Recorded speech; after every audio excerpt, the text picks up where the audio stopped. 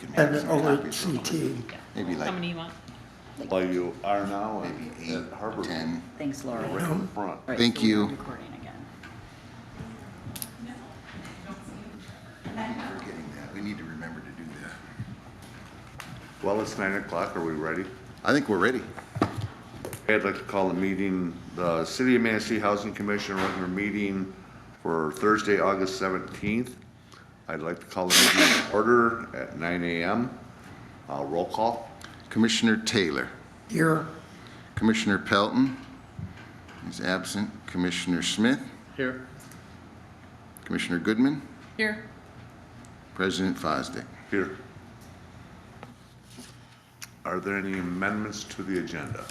Yes, I would like to request that we add a contract discussion regarding our two contract individuals here under new business. A brief discussion. Okay.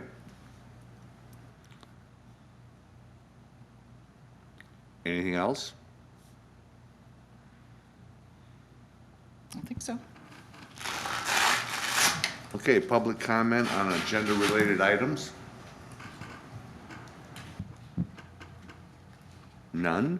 Consent agenda, approval of minutes and bills and disbursement. I will make the motion to approve the minutes of July 20, 2023. I second it. All in favor? Aye. Opposed? Passed. Bills and disbursements.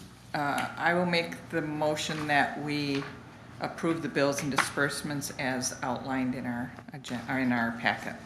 Second. All in favor? Aye. Aye. Opposed? Motion carried. Will we be required, because that's such an amount, do you have to do a roll call on that? The money? No. You, typically we do roll calls Not for money. consent agenda. Oh, Okay. but All we right, good. typically don't. I mean, All it's right. just covered under that. But I just wanted to ask the question, do you like this format? Yes. Yes. Okay. Thank you we- so much. Cindy was working on it, and just so you know, some of the journal entry stuffs aren't really checks, but it's that electronic payment of payroll taxes and different things. So, Okay, old business, smoke shelter. Any clarity on location? we have had some discussion So much. and are trying to identify sites where we think that are accessible, that can be cleared. And then the other discussion is, do we want to put up a shelter, or I just identify an area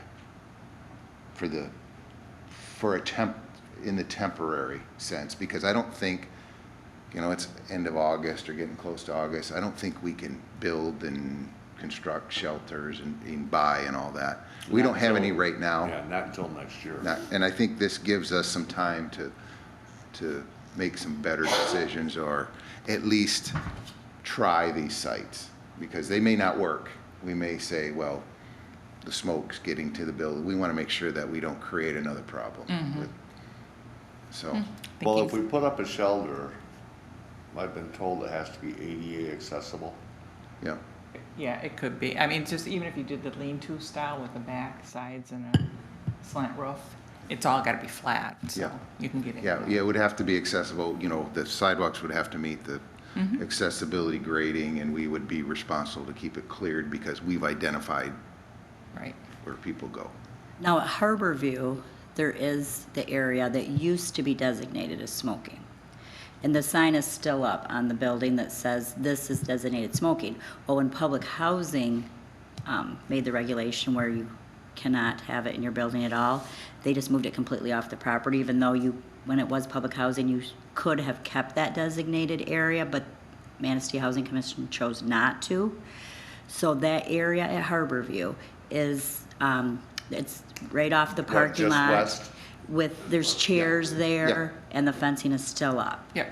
So Ginny came over last week, and her and I walked the property, and we both thought that would be a good spot for Harborview, and that is where it used to be. Yep.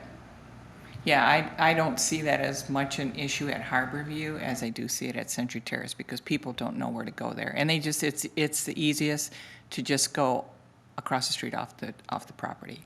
So I think that putting something up at Century Terrace is like, kind of like you have at Harborview. I can't remember, but is that the main sidewalk coming in from the west parking lot? Yes, yeah, well, So but it, anyone coming in would have to walk through the smoking area? no, Okay. it's still, you would go south a ways Yeah. to get to the smoking. It's almost on the hill. Yeah, there's a connecting sidewalk, Steve, Okay. to that. And so, and to pick up with Karen said, I don't know if everybody saw the email, but there's some complaints about residents trespassing on other people's property over there, going on their porches and stuff. So I Yes. think it's a real issue and we need Yep. to somehow address it. I think that'd be a great area. Then I think that the next thing, if we could do something common between Central Terrace and Harborview, the next issue is going to be, come late October, November, December, January, February, is it going to be constructed in a manner to provide shelter, and would there be any heat source available? I mean, if you're gonna do it, you might as well, you're gonna do it for seasonal use or for year-round use? I would say no. It's like, this is just a smoking shelter. They're not our employees. There aren't those additional things we have to add to it if it were an employment situation. This is just a area that they can, not that they can choose, but, well, I guess they could choose, to use as an alternative instead of sitting on street corners or on people's houses. This is a designated area for smoking. I don't feel that we should make it nice, but no, we won't be putting heat and all that stuff in it.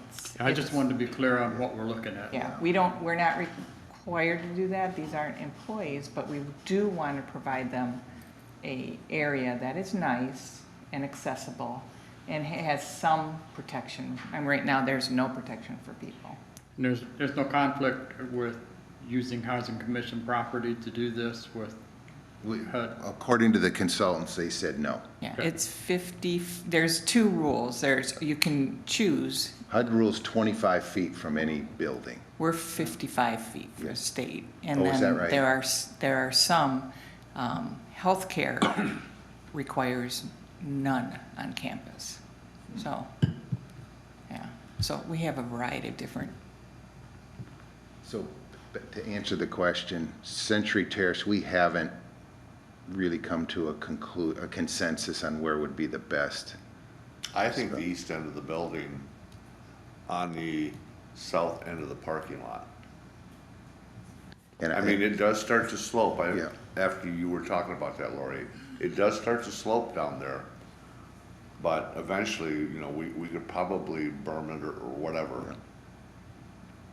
Well, Swiderski does have equipment there right now. If it was something we wanted to do soon, they're already there. But I don't think that we're gonna be able to get a shelter up. Yeah, nor no, I think- think in the future, we'll have to relook at whether we want a shelter or not. Yeah, and Or then- just a designated area. And then even in the backside of Century Terrace may not be a bad option too, that we could look at if we can make some sort of accessible. But then you get to can we get far enough away and make it accessible so the smoke doesn't go into right, people's the units? windows and Yeah. stuff. A designated area, right now, if they want to smoke by the rules, they have to exit the building and they go out. They have to go off the property, Jim, and we don't tell, we If don't. we have a designated area with receptacle for Yeah. the smoking materials. Yeah. And we would also like to encourage people to consider the cessation classes. We have to bring those in Yeah. and offer those to people. He asks me that every time I go. So we currently have a no smoking on grounds. So we would have to adjust that to allow for smoking on grounds, but at minimum 25 feet. Yeah, only in the designated Only in area. designated areas. And I think we need to put some rules in place Yeah. as far as how long you can be there, because I see some social issues from congregation. And we ran into this in other, people kind of monopolize it, and then if there's some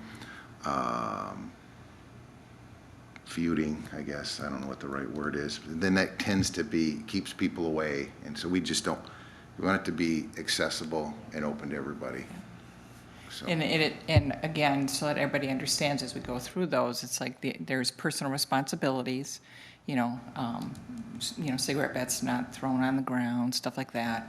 And also too, it's like, it is not a secure or monitored area, so. At your risk. People need to be aware, yeah.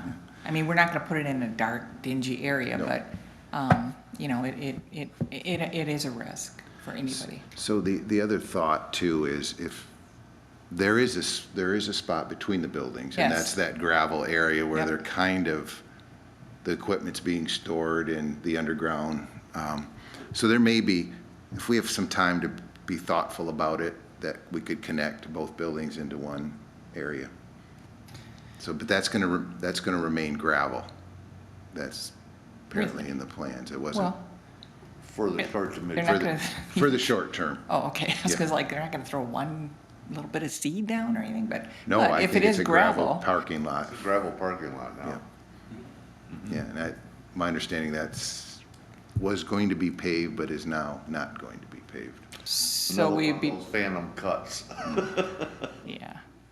So, Yeah. We do have some Century Terrace residents here. Could we get some of their input Yeah, into this yeah, right now? sure.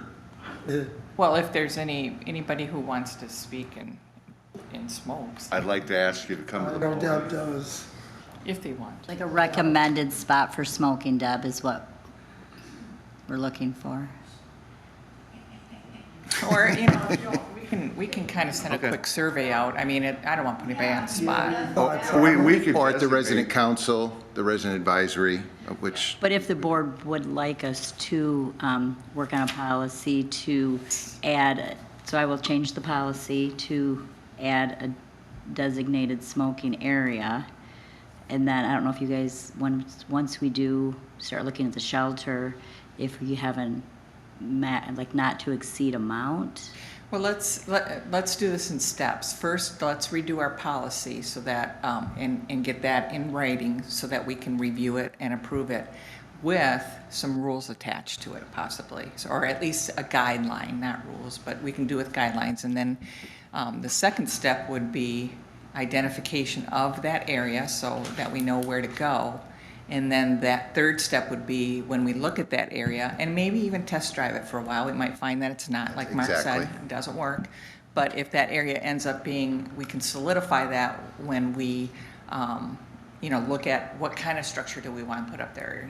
A pergola versus a lean-to or, something like that. So I think that would be like 3 or 4 steps we'll do. And I doubt that we'd get the shelter built till, probably Yeah. spring. Could ask them to discuss it at their resident meeting Yeah. and come back to Yeah. us with some, Yeah, when is the next meeting? when's your next meeting? The end of the month, Yeah, it's in the newsletter. last Saturday of the month at 10 a.m., 10:30. Could you discuss it then? Bring it up and get some ideas for us, bring it back here? Saturday, August 26th at 10:30. Okay. So next Saturday. Okay, anything further? We're making no decision today? It'll all come back in writing for us to Okay. review and approve. I would, I would like to encourage us to have that process of when policies are designed and stuff like that, that we have a look, we don't have a policy committee, so it's like, it would be good to kind of, some of these policies to come through here so that we Yeah. at least look at them, once or twice, once every other year or something like that, set something up like that. And it'd be nice for the residents to comment. I mean, in the public housing side, we require 30 days comment period Yeah. when we change policies. I just don't want the decision to drag on Yeah. until, we don't, we're into January and February and we still haven't Right, decided what we're gonna that's do. exactly. We will bring back a draft at the next meeting. Okay. And maybe we can incorporate some comments from the residents too. Okay, new business. Approval of the audit for fiscal year 2022. I will say that it's out this year almost 4 months earlier than last year. But I would like to next year make sure we have it done by the end of June. Yeah. The audit simply covers the housing commission. It does not cover Riverside, Riverside. Century Terrace and Harborview. Jim. And then the question is, does it include the Riverside financials? I don't have the answer to that. So I saw Yep. your inquiry on that. I sent an email to the auditor right after we met, and he's supposed to return today from vacation, according to his reply email. Okay, well, the finance committee met and discussed the audit. And I think it'd be important to present that to city council We have to, and make sure they understand that there's a substantial difference between a forensic audit and a regular accounting audit. Well, a qualified audit. Yeah, the accounting audit is looking at how much money you took in and how much money you spent. It's not necessarily looking at whether there were appropriate expenditures or approved expenditures, or if they followed policy that was set for the organization. It's strictly an accounting of inflow and outflow and making sure it matched. In that regard, it's a clean audit. I do see that even though we didn't get the audit till this last week, they've dated their audit paperwork May 26th of 23. also too, in regards to what you're saying, yes, I think that it has to be presented to the city council. I would encourage that we put it in our process that we do go to the city council on an annual basis and give a report. Yes. The other thing is that, I think it's in our bylaws or somewhere, that by August 31st, this has to be submitted, or is it the budget has to be submitted to? The state requires our audit 6 months after the fiscal year. Okay. And HUD requires it 9 months after the fiscal year. But the It city, requires it by June 30th. but the city requires a copy of it as Yep, well. yep, to include in their audited statements, yep. So, not to change the discussion, but by December, I hope to present, we'll go out for RFPs, we'll get responses, and then hopefully by the January meeting, we'll select an auditor for next year, and then schedule them well in advance, because you remember, the audit wasn't even scheduled when we started talking in March, so we were kind of behind the 8 ball right from the get-go. It was April. April, yeah, maybe it was April, so. Jeff isn't with us today? Yeah, we didn't have anything we felt we needed legal advice on today, so we asked him not to join us. No, that's perfectly fine, So- because that is a cost. Cost every savings. time. So we can expect that the finance committee will have an auditor picked for discussion. We'll have an Or- RFP that'll go out, and then the finance committee can, take those Review reviews. those and then make a recommendation. Make a recommendation on who Right. we should Yep. pick. And that recommendation will come in December meeting or January? Either or, Steve, probably January. We'll probably send it out in November, give them time to respond, and maybe December. Okay. I just want to be Johnny on the spot. Yeah, we this will year. be.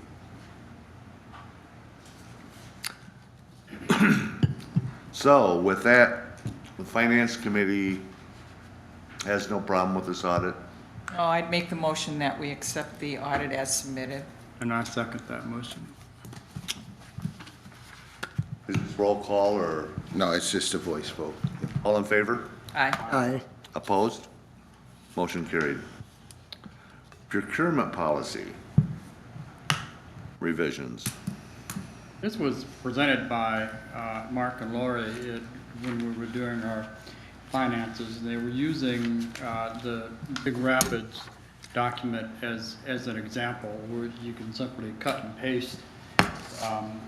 Karen suggested some changes in dollar amounts and such, but we thought as an interim, it would be appropriate to bring before the commission a recommendation for a procurement policy, kind of tighten control and add a little more definition. So we're making a recommendation to accept this. Oh, it's a resolution. Yeah, resolution, yep. It's a resolution. Yep. So, and I would just add, the one thing we found, there's two different Yes. procurement policies. And there's one dated for '08, and there's one that was changed in '16. But I think, based on my review, we're still using the '08 version. And from an email that I received about some other Okay. procurement, that was attached, the '08 one, but we found in the resolution book that there was a '16 revision. I think it was all dependent on what the management wanted at the time. Well, it was in regards to some, there was some special funding we received, the HUD provided us that required some amendments to the policy, but this was a whole new policy that almost contradicted the current policy, so I don't know. But I think this will establish going forward good limits, purchase order requirements and everything in our procurement process. My biggest concern with the procurement policy is the limits that management can use without board approval.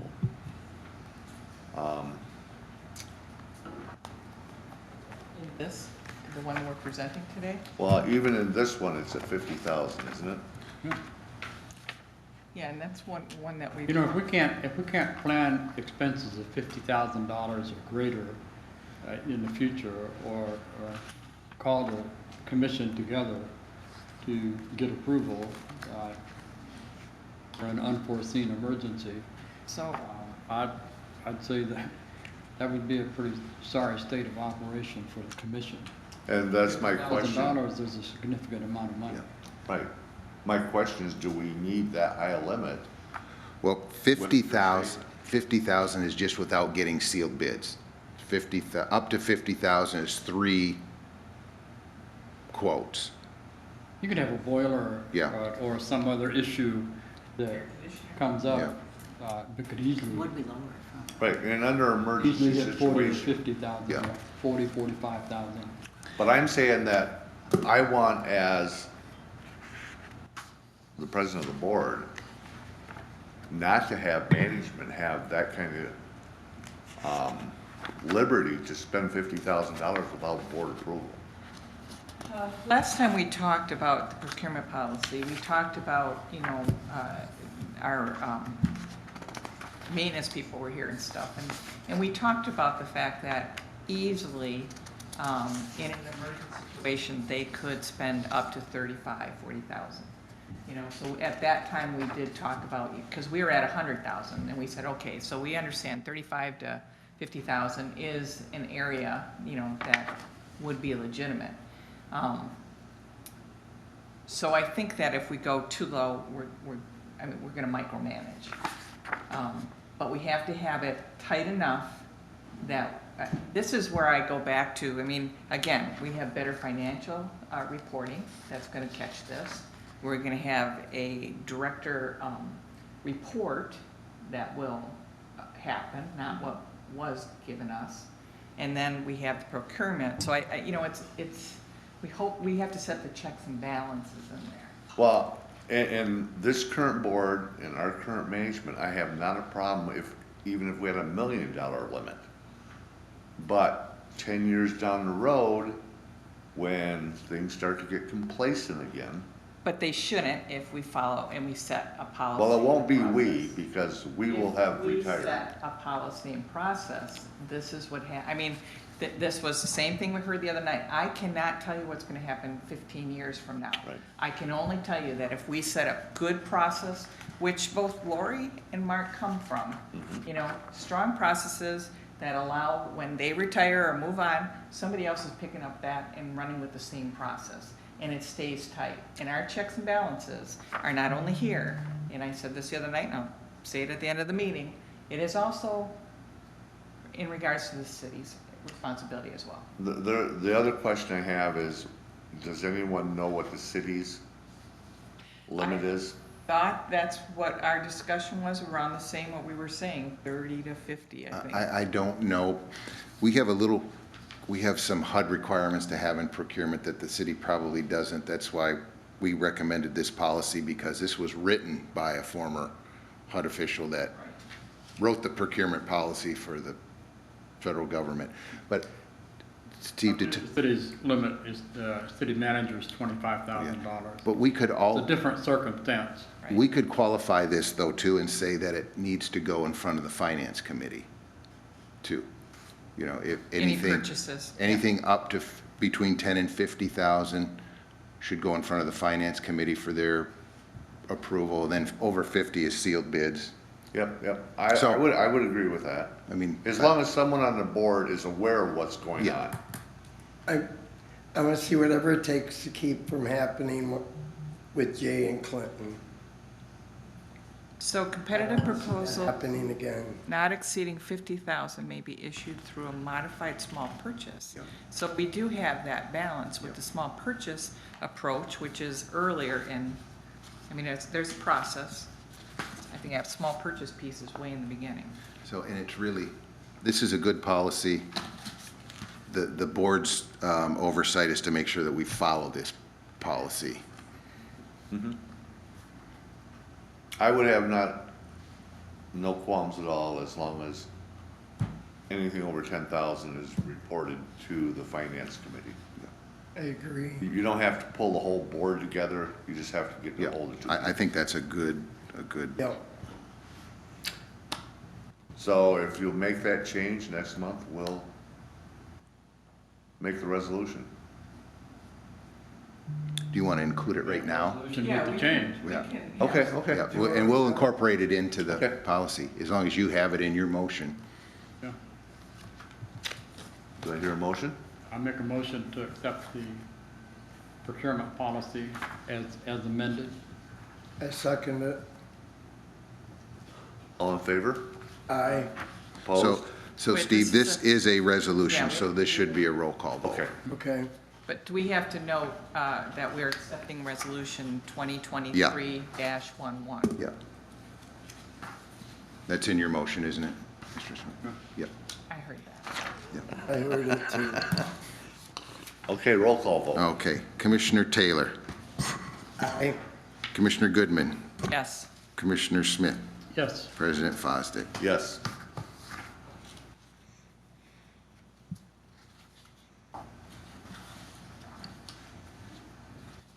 By the way, I will compliment, was it the finance committee that put this together with you guys? It is a really This came from Mark. He brought this to our finance meeting, and it's one that he's used before, so appreciated, because the one we have was so overwhelming when I went through it. Yeah, what was it, dude?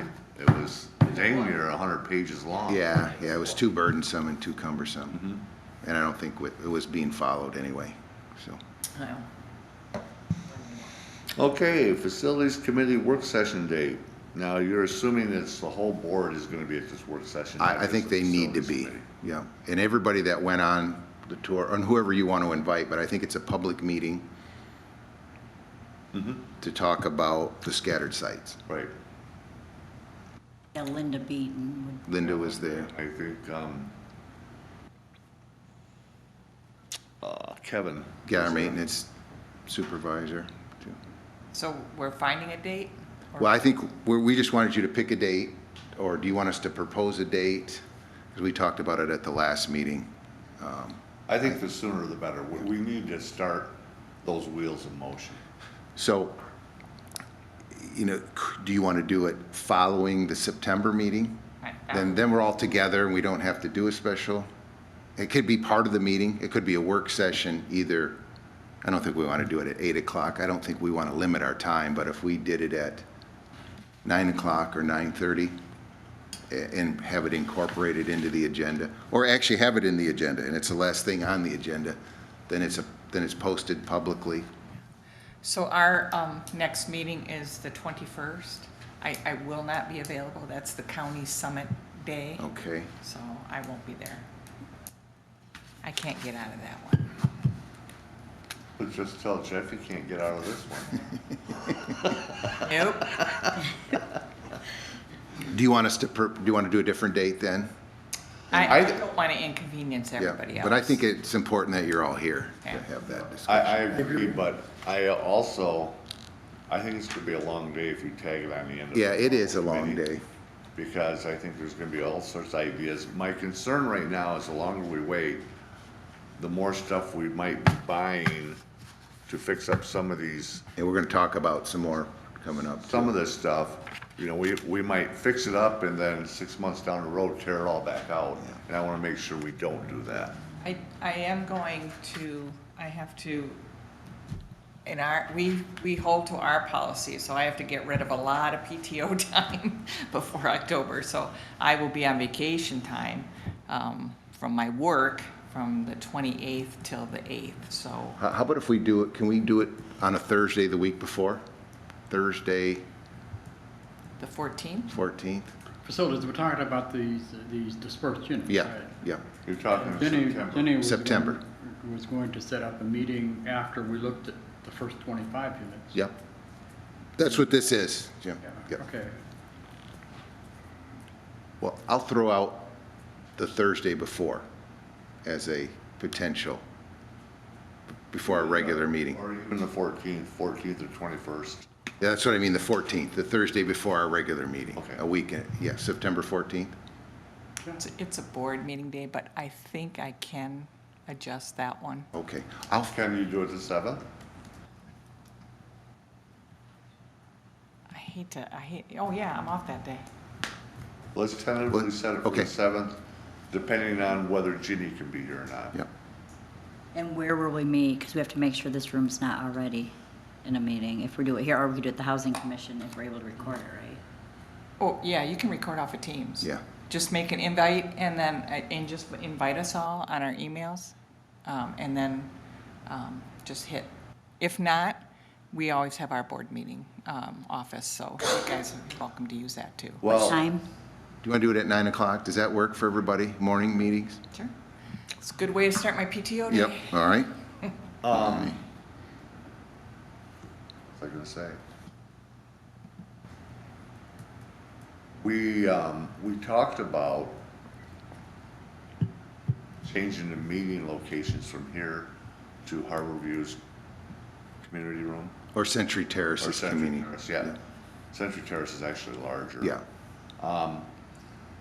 If we have this in place, we could have it there. yep. Yeah. If we can get into the building by September. The only thing about Teams, and being able to do that, you can, I don't know if there's a TV in there or not, but, you know, you can Wi-Fi it to Oh, that. there is a new TV. Yeah, 2 new TVs, right? yeah. So you can Wi-Fi it to that, but, hearing everybody, that ends up being, you just have to get these Wi-Fi type of, I think which were bought, or they're Wi-Fi cameras or Wi-Fi speakers. Well, or yeah. something. Supposedly he bought Yeah. 10 Wi-Fi So if cameras. those are anywhere to be found. Yeah, let us work on trying to, so the 7th, 9 AM, location to be determined. Yes. Okay, Here, there, anywhere. yeah. Okay, anything else on the facilities committee work session? Okay, lockout policy, proposal is $75. That's extremely high, Yes. but it would serve as a really good deterrent for people not losing their key. Well, Some don't lose their key. my question is, what cost does the Housing Commission have when it comes to a lockout? Overtime call-ins, Jim, at 3 hours of overtime. 3 hours minimum? Yeah, Overtime. for a 5-minute 4.5. lockout Regular time. call. And that could be, what, say $20 an hour, that's $30 overtime? Yeah, 24, Is it double 3 time hour overtime? minimum. yeah. Doesn't matter if it takes them Yeah. 15 minutes to get. Yeah, I know that, but I'm just, I think we thought it was like $125 roughly in that range. Steve, don't quote me, but that's, Cash, you gotta Yeah. Factor in a little Benny stuff. Yeah. Yeah, and benefits and everything, yeah, exactly. So Don't we have residents that fill some sort of a role? we do not have a caretaker resident person. Some places have a resident caretaker that does some of How the, often does this happen? 7 times on the last biweekly pay period. In the last month, it's happened 7 times? no, just in the last 2 weeks, the biweekly pay period. Well, and it made about, like, when I was reviewing the payroll, there were 7 lockouts. And But were they, at night? Yeah, after hours. Yeah, we Because do we not wouldn't charge during the day. We don't charge if we're on duty. We just go do it. This is only, 7? yeah. And it's not always losing the key, it's leaving and locking your keys in the Yeah. house. You Yeah. absolutely cannot do that with a deadbolt. You have to lock it from the outside, so you have the key already. We don't have deadbolts. You don't have deadbolts? No, we don't. yeah, you just push the button. Deadbolts. No, they don't. It's just a key lock, a lock. Key lock, yep. You just press the button on the inside and close your door and it's locked.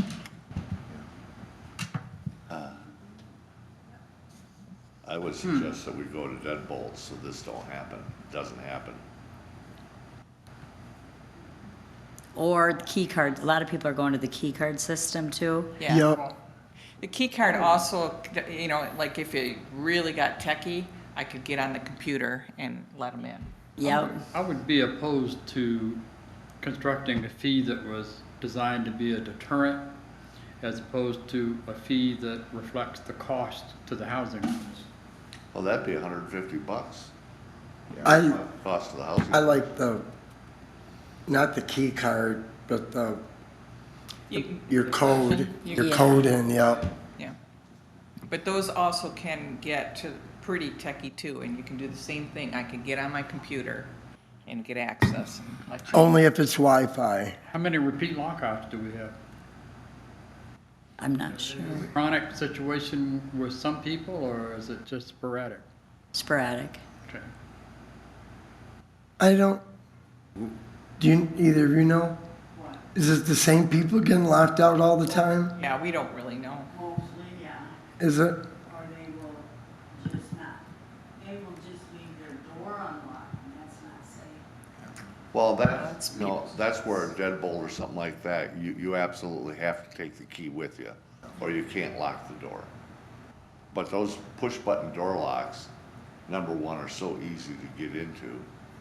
I mean, Yeah, mine is. number two, it's so easy to pop that button and walk out in the hall and have it shut and say, oh, shit.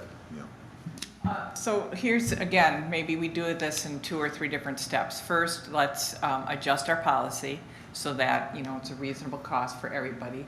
At the same time, knowing that this is not something we want to encourage, I think, Steve, your point was a very good point about maybe we do need to spend some of that money we found and go for deadbolts.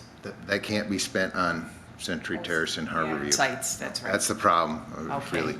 so we'd have to ask them. Yeah, that'd have to come out of the cash flow situation from, which we don't have a good handle on yet. Yeah. So, Which So- the OCAF will help.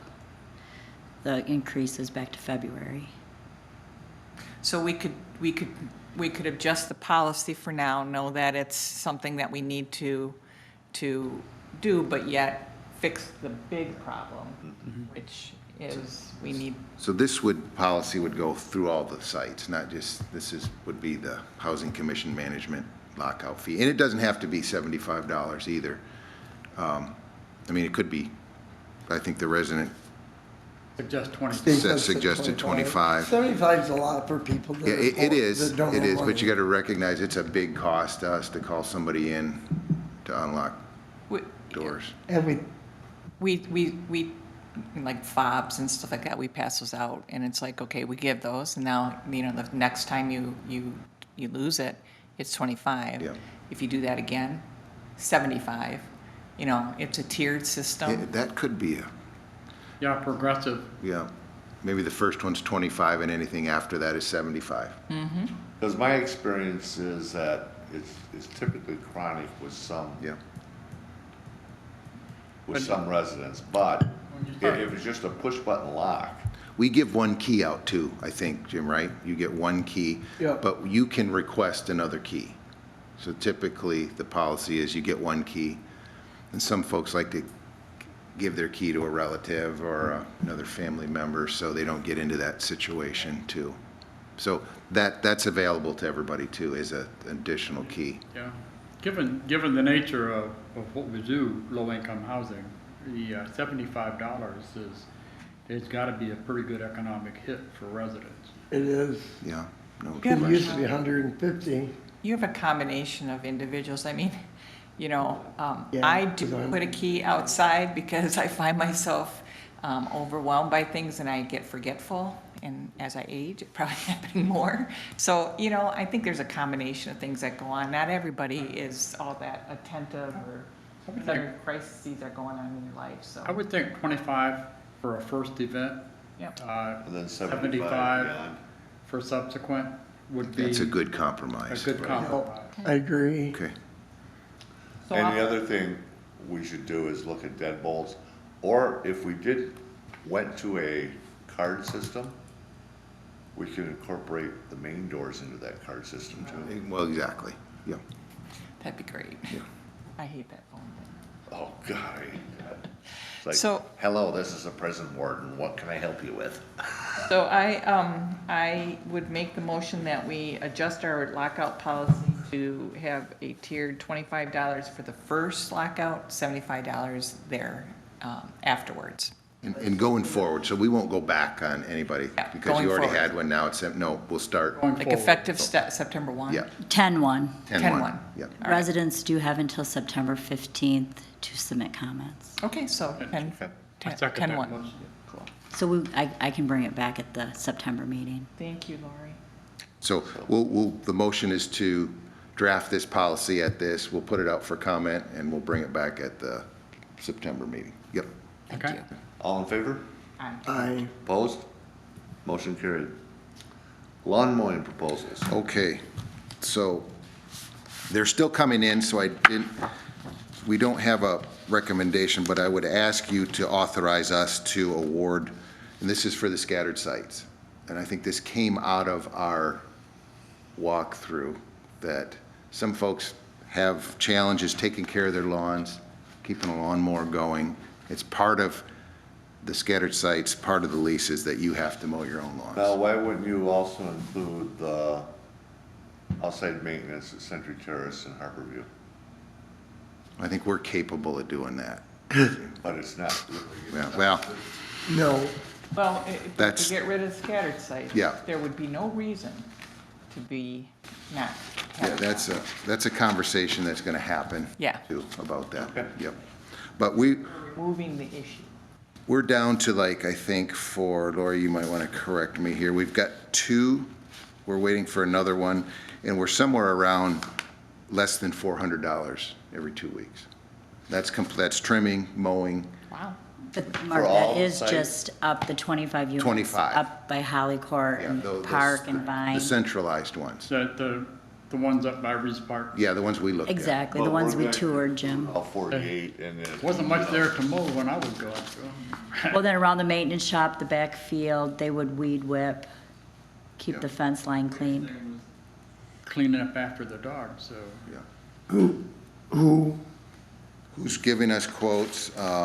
Cooper's Lawn Care, Green Lawns Matter, and Just Lawn, did I see that? Just green. Just Green. So if you're comfortable with us reviewing these and awarding it to whatever the best proposal is. And of course, we're down to only probably a couple more mows this. But you're gonna include all 48 in that, right? We didn't, Steve, we just dialed in on those for now. Currently, there are several that are doing it themselves that are not in this area. So I only included the ones that were not at this time keeping it up. And it's either all or none as far as I'm concerned. So that's gonna be double at least then. Which still isn't bad. Mark, are the other dispersed sites responsible for their own lawn Yeah, care? yeah, And all the dispersed sites have a storage shed? yeah. No. I don't think they all As far as have. I know, they do. Well, I don't know if they do on 10th and 12th Street. Yeah, I If- don't, I if think they- 10th, They I've seen definitely them. do on 10th. I've seen them on 10th. I'm not sure I see them on every You know, one in 12th. The, They use their little side porch Yeah. thing. the clustered ones there by Reese Park, I could see some merit to doing the lawn care there for consistency. Because when we viewed there were tall weeds and, Well, there needs to be a lot of lawn care there. I mean, you're cutting weeds is what you're cutting. There has, any seed and grass that has been planted has been left to. But But to get clearly, this we could going- research doing more. I just kind of want to get the ball rolling to, see what your thoughts are. At least let's get started somewhere, and then we can keep adding more if we need to. This is just getting us through this cutting season. talking about, And once they get mowing, About it's gonna be $400, easier less than to $400 a all that month. Stuff down. $400 a cutting. Right. So we probably have, we'll cut a couple times in September, another time in August, maybe once in October. But the way it's raining, it's going to be green for a while. So, Oh, God. typically they might extend the mowing to a little bit longer in August, but I don't think that's the case now. so 400. We can get it to stop. We can tell you not to come up Yeah, anymore. that's right. That's what I was telling Karen. If you need rain in Manistee, you just call me. I don't have any problem with that. And this But is I would public like- housing money, so just so you know. I would like it to encompass all 48 as quickly as possible. Okay. Well, let's regroup for next spring, and then maybe we can have it all transitioned over. For the remainder of the season, I Yeah. would make the recommendation that we accept the proposal to have it cut those scatter sites up in that area for the remainder. Except the management's proposal as to which one they want to do. Yeah, authorize us to engage the Do we most, need a motion for that? yes, the best qualified bidder. And we're going to get at least 3 quotes. I think we have 3 already, and we're waiting for one more. Okay, somebody want to make I that make the motion? motion. I second it. All in favor? Aye. Opposed? Motion carried. And this kind of is confusing to me. Why are we talking about the relocation plan for CTHG? That's a good question. We've already been through that, and since when has Raleigh became one of our consultants? They've been from day one, I think, Steve, on lease ups. So they were hired by Commonwealth, my understanding. There was 2 companies, Karen Graham and Raleigh. Karen Graham, I think, did the, So apparently then Commonwealth didn't follow their own consultants' recommendations. no, well, you saw the relocation plan previously, which is debatable whether we followed that or not. I mean, I think you can make arguments both ways. Now, this one says that those that didn't move back into their units, we're going to give them a priority transfer back into a like-size unit. I think this is really dealing with an issue that was a big issue, where people were told they could come back to their unit. Then we said, the relocation plan didn't say that. It says to a like unit. And some didn't get a like unit, and we consider a like unit the same size unit. So I would say it's not debatable. We did not, or the management, the prior management, did not follow the relocation plan. If there's 14 people that were relocated into a smaller apartment, they didn't follow. And I think that changed mid-construction. I think everybody in Harborview went back to their original unit if they wanted to, but then it was Century Terrace. And this is the point where I was confused, because the plan was, there was a moving company hired, if you remember, and they were gonna move them out and move them back. That's why we kept 50 or 60 vacant units. Did you get that letter? That where Clinton said you were gonna be moved back to your Yeah. original apartment? Yep. You Yes, did. so we do have it narrowed down to about half of this number. So there were 14 that we started with. So we've contacted everyone on the list, and half of them are happy where they're at or have already Yeah, relocated. So we're probably only talking about 7 people. So what we'd like to do is just, well, they would like me to only do like 3 a year, but personally, I would just soon get everybody where they want to be and have all our tenants happy and want to stay. So we would just offer them a transfer to a larger unit. If it's on Riverside or not, that does not come into play. The size is the only thing that we look at. So we do have about 7 people so far that may be interested. And if they are, we would just transfer them to a larger unit. And while we're on the topic of relocation, have we done anything as far as the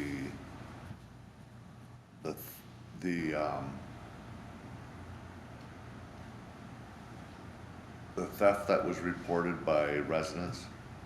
Have we looked at Corrigan and said, you know, you've got these claims, have you done anything with them?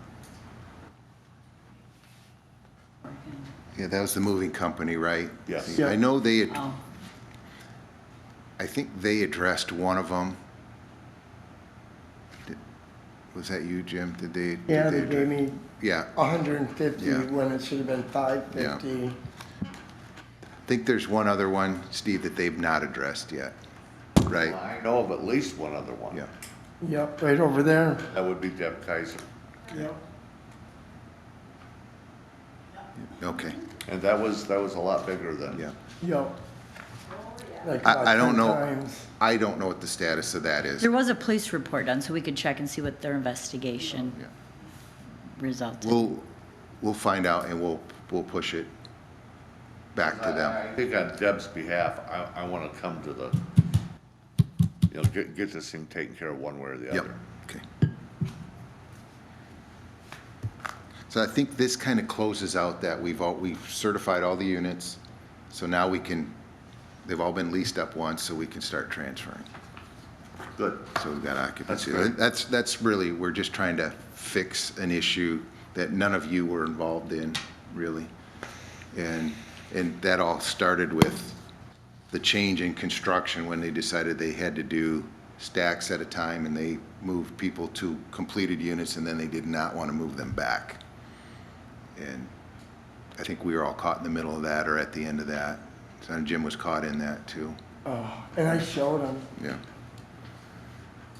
They knew.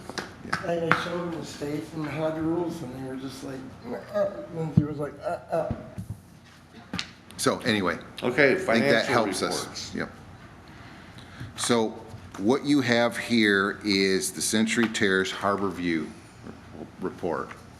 So we're still in that transition period. So you had June's from BDO. BDO has been replaced as of July 1. So not in, But for, for public housing, Okay, Riverside, and the Skitters. and So- this is BDO as far as CTH. Yeah, and they'll probably stay on unless we can find somebody different, and I think we should look at somebody different down the road. Yeah, it seems like every other month they change their format. Yeah, it's very difficult to follow, but I think what you see in here, though, is from the income expense, I think they give you a monthly, if you look at January, February through July, you can see, number one, you can see the increase in rents because that's we leased up units. And once we get the extra HAP payment, that should go up dramatically to the income per month.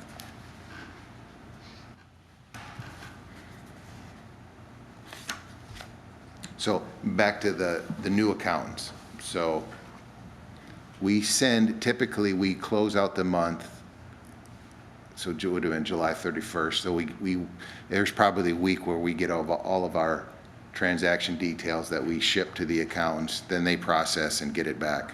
So you can always expect the financial reports will be there'll be a lag in 1 month. So there'll be, so in July, you should get June's. You know, August, you should get, or I'm sorry, August, you would get June's. But we got June's from BDO last month, if you remember. So there's just that lag period that we're. Had a 19-month lag so far. Yeah, exactly. I think, you know, we had this conversation. I think you're going to be happy with the new company. We're very familiar with them. We've used them for, I think they're like the best in that public housing business. So, Looking forward to it. you know, maybe if we have the ability to Zoom, we'll have them Zoom in on a meeting and go through the financial reports. Okay. I'm sure they'd be happy to do that. We never asked BDO that question, but, you know, maybe they would have been happy to do it too. I don't understand why it changed to start with, but we weren't here, so. Well, it was based on the public housing accountants do not do tax credit accounting. So then there was a decision made by management and the previous board to change everything over. And I can kind of halfway understand Yeah. that, but BDO sure hasn't been very expedient. Okay, anything else on the financial reports? Resident Appreciation Dinner, September 20th. Mr. Taylor, it seems you have a problem with that, so I'll let you have the floor. The problem I had is basically, it was mentioned, I went over it the last meeting, it was just mentioned, and then all of a sudden, it's done without, Oh, it's far from, Input from it's far us. from done. there was no input from us or anything.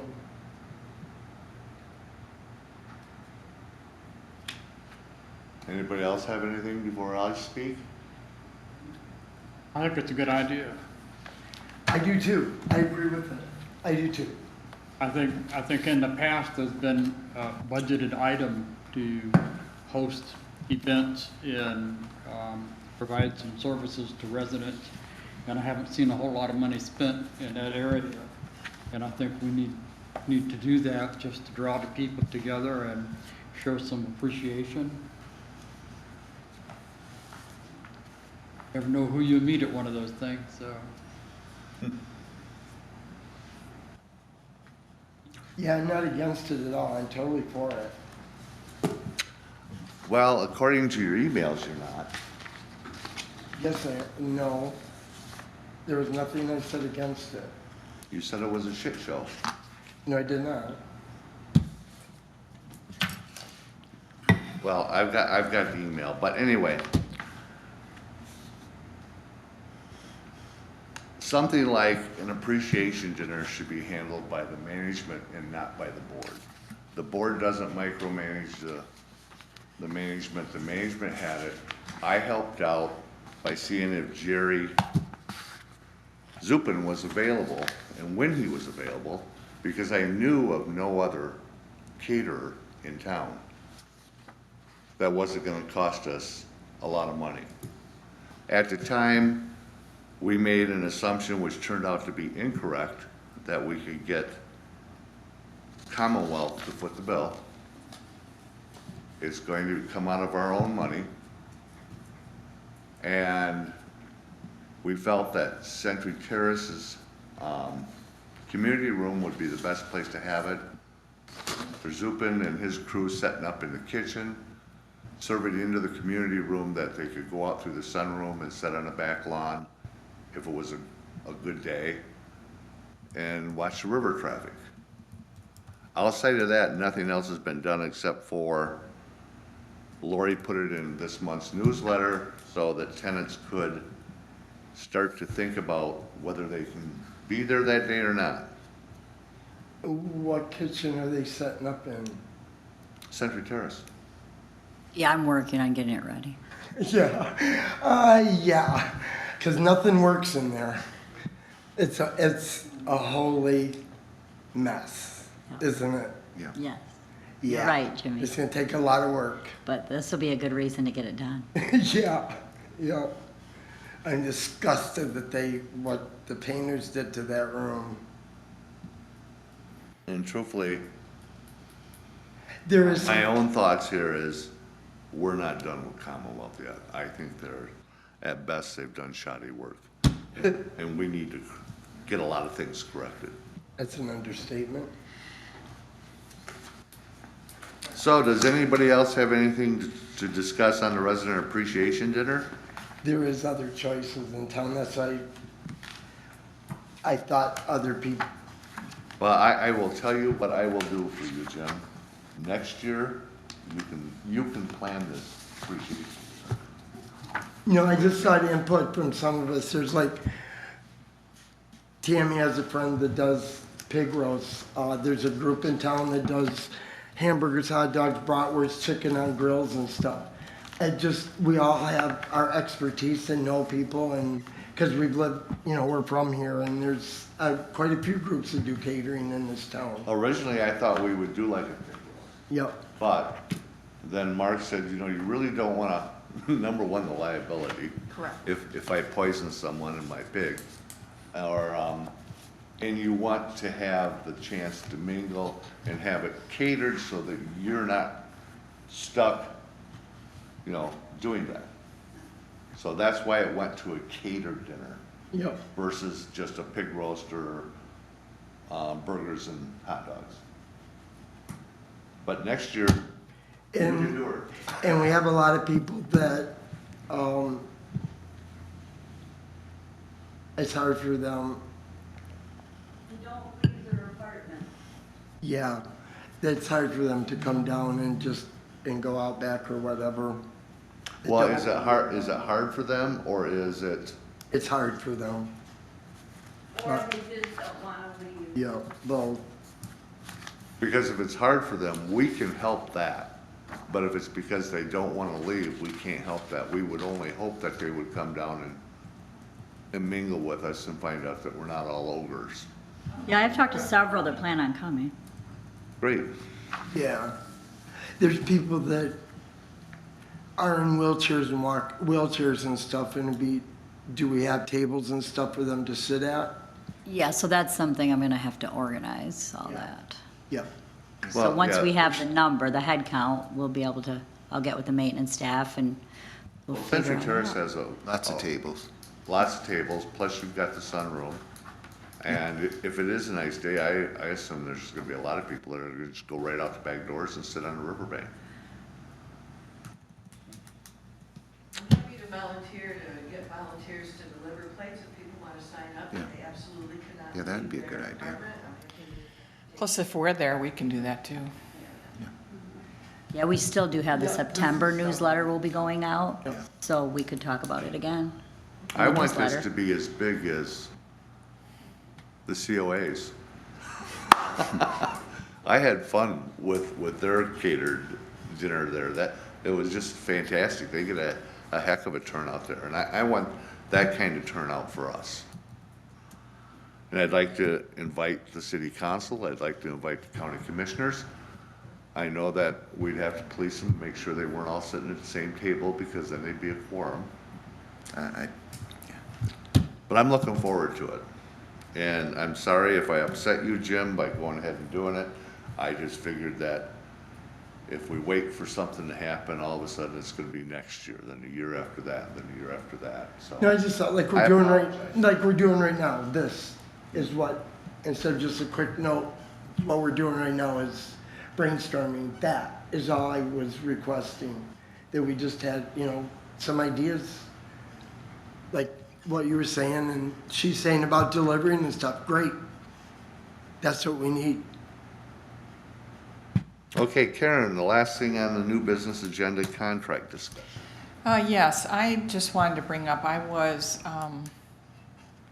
gonna put you a little bit on the spot here, Lori.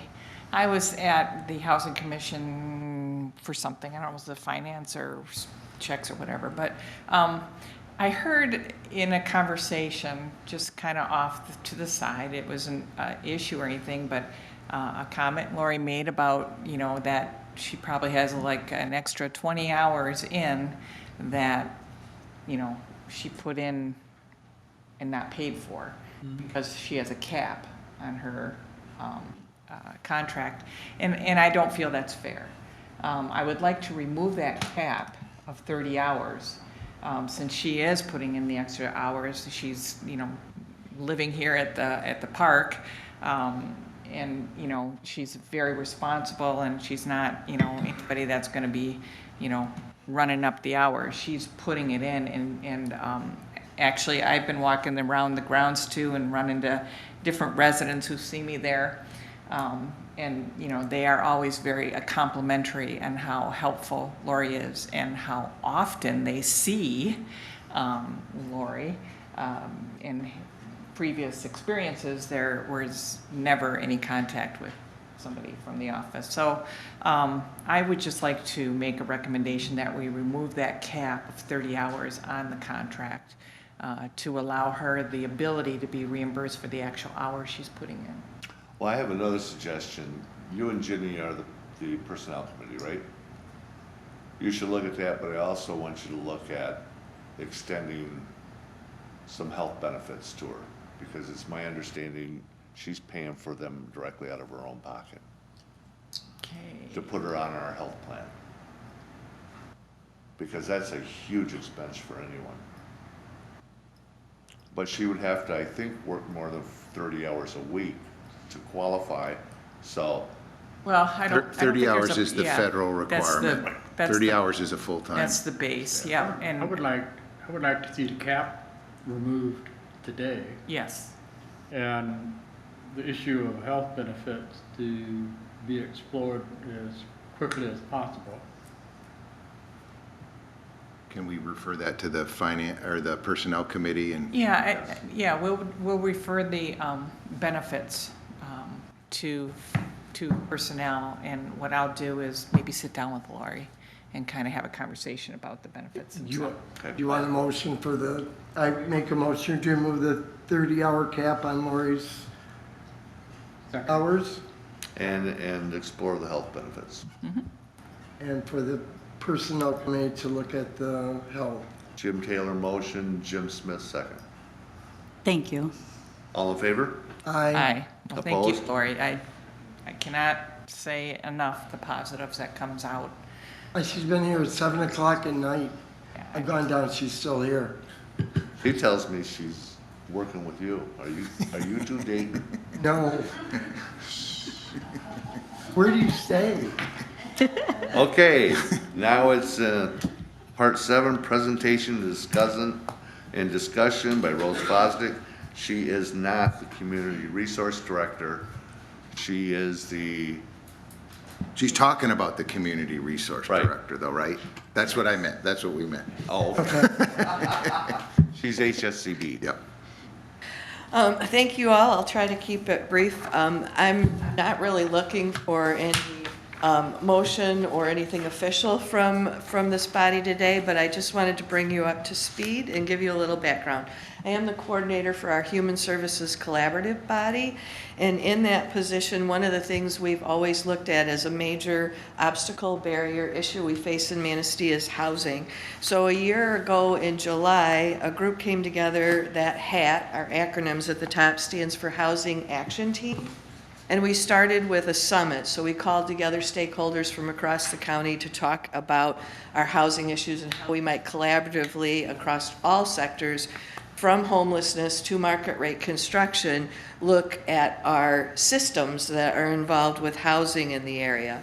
The starting point, we've got a smaller group that now meets monthly, and our starting point when we were setting goals is we just started with, there was in 2019, the city of Manistee brought in through, I think it was CEDAM or one of the economic development groups, a fellow, Lizette Ray's, that was Project Rising Tide.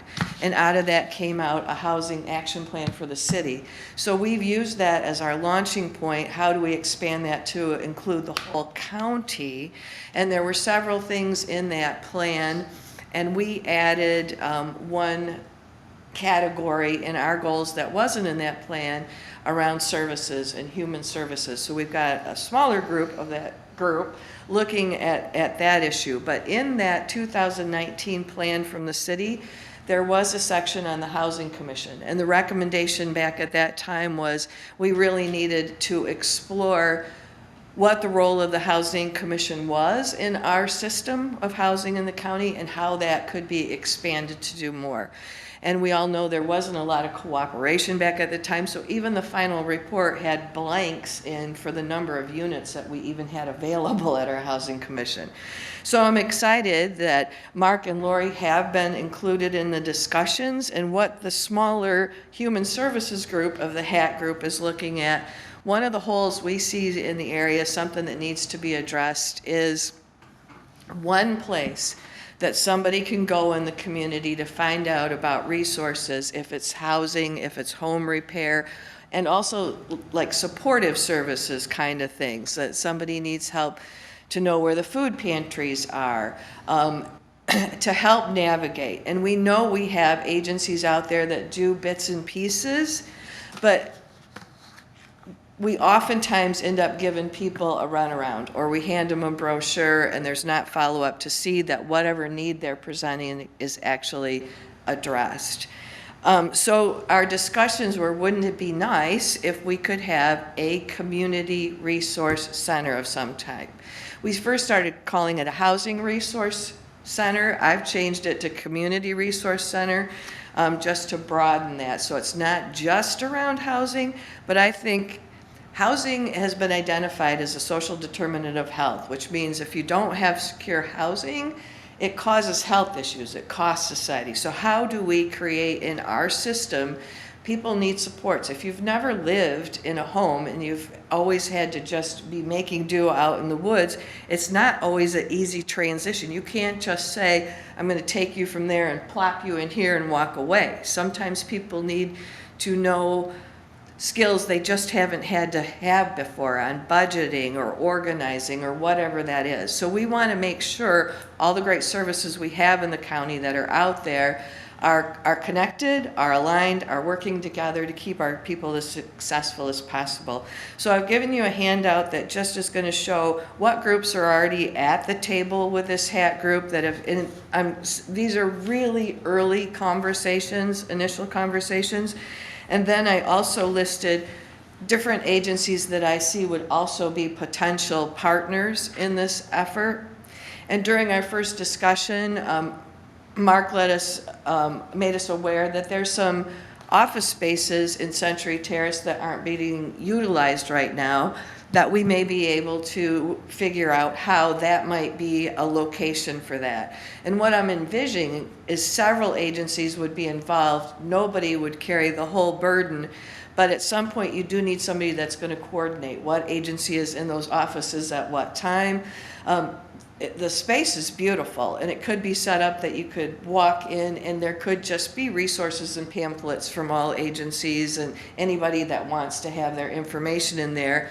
I can see different agencies, the COA might want to come in and be able to meet somebody in one of the office. Central Wellness might want to be in. And hopefully collectively we can get that eventually manned so that we are just helping a warm handoff to the right service to get the service they need. In that process, we can also identify where are there gaps, and there's nobody that's doing that in the county, and then look at how do we address that, how do we fill that need. So I also just gave you a job description, and this was put together by Sarah Hughes from the NMCAA, the Northern Michigan Community Action Agency, who works with all the she oversees the homeless programs in our area. So I just want to say this is just a starting point for conversation. There's nothing in concrete here. This is just if we could have everything we wanted, blue sky dreaming, and be able to have a position supported collectively through other agencies or other resources, that we could have somebody there as a coordinator for our community resources and help run that center. This is a starting point of conversation of what kind of things could that person do. I don't think we need to wait until we have funding and have a full-time person doing that. I think we have a few pieces we could put together and start growing organically. The other thing that does when we bring it together, if the agencies come in, ask that you saw how many people this week and what was their need, we can start collecting data that is then the proof and evidence that makes a strong grant application to support the center to help it grow. So I know that was like drinking out of a fire hose really fast with everything, but so mainly I just wanted to bring it up to the Housing Commission. We will keep you appraised of what our talks are, where we're going and what we're thinking. But I wanted to let you know we really do have an eye on your office spaces there in Century Terrace. Any questions? Whatever happened to 211? It's still there. And that's one of the things that I want to be able to help promote, that you can call, you can text, you can go online and do searches. The other thing is, how do we keep that database current? So I want that feedback loop. If you come into the Community Resource Center and you are told, call 211, and you come back in and say, 211 gave me this information, but they sent me to an ice cream shop, which I thought should be the senior center. We want to know that that's not updated on our database so we can get the correct information. But I work really closely with 211 and bring them into our Human Services Collaborative. We just had our last in-person meeting. 211 was there to give all the agencies opportunities to see what is on our record now, what are we showing about our programming, and an opportunity to update that. Because that was supposed to be the all-inclusive 24/7 call and find assistance for housing or food or medical or whatever in a data collection. But, like you said, things have to be kept up to date because the senior center did move. And I tell everybody 211 is very intuitive, but it's not telepathic. So if Grandma Sue that runs the food pantry out in the outlying agencies retires and no longer doing it, 211 can't be aware of that if we don't communicate that with them. So That's the same as communicating those elements from person to person. right. Even if you've got a person sitting there, if they don't have current data, they're not going to give good direction to the people seeking assistance.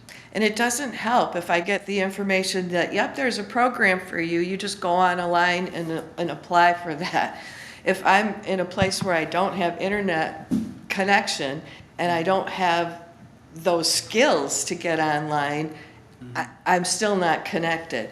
So I envision that center could maybe have a computer station, but say, you can go to the library, and we've got the library already on board and where we're going to send people to, that where are those places that you can get that assistance? Where out in Brethren can you get internet connection, to connect them with the existing resources. I don't think we want to say this is going to be a center that does everything for everybody, but they know who does everything and connects them with, and I say a warm handoff because when you're in the middle of a crisis and you go to one agency and they say, oh, you've waited in line, you've filled out all the paperwork, you've got in, but I'm sorry, this isn't the right agency to do that. Now I need you to go over here and fill it all out again. We just want to stop some of that to make it more streamlined and also get feedback if possible.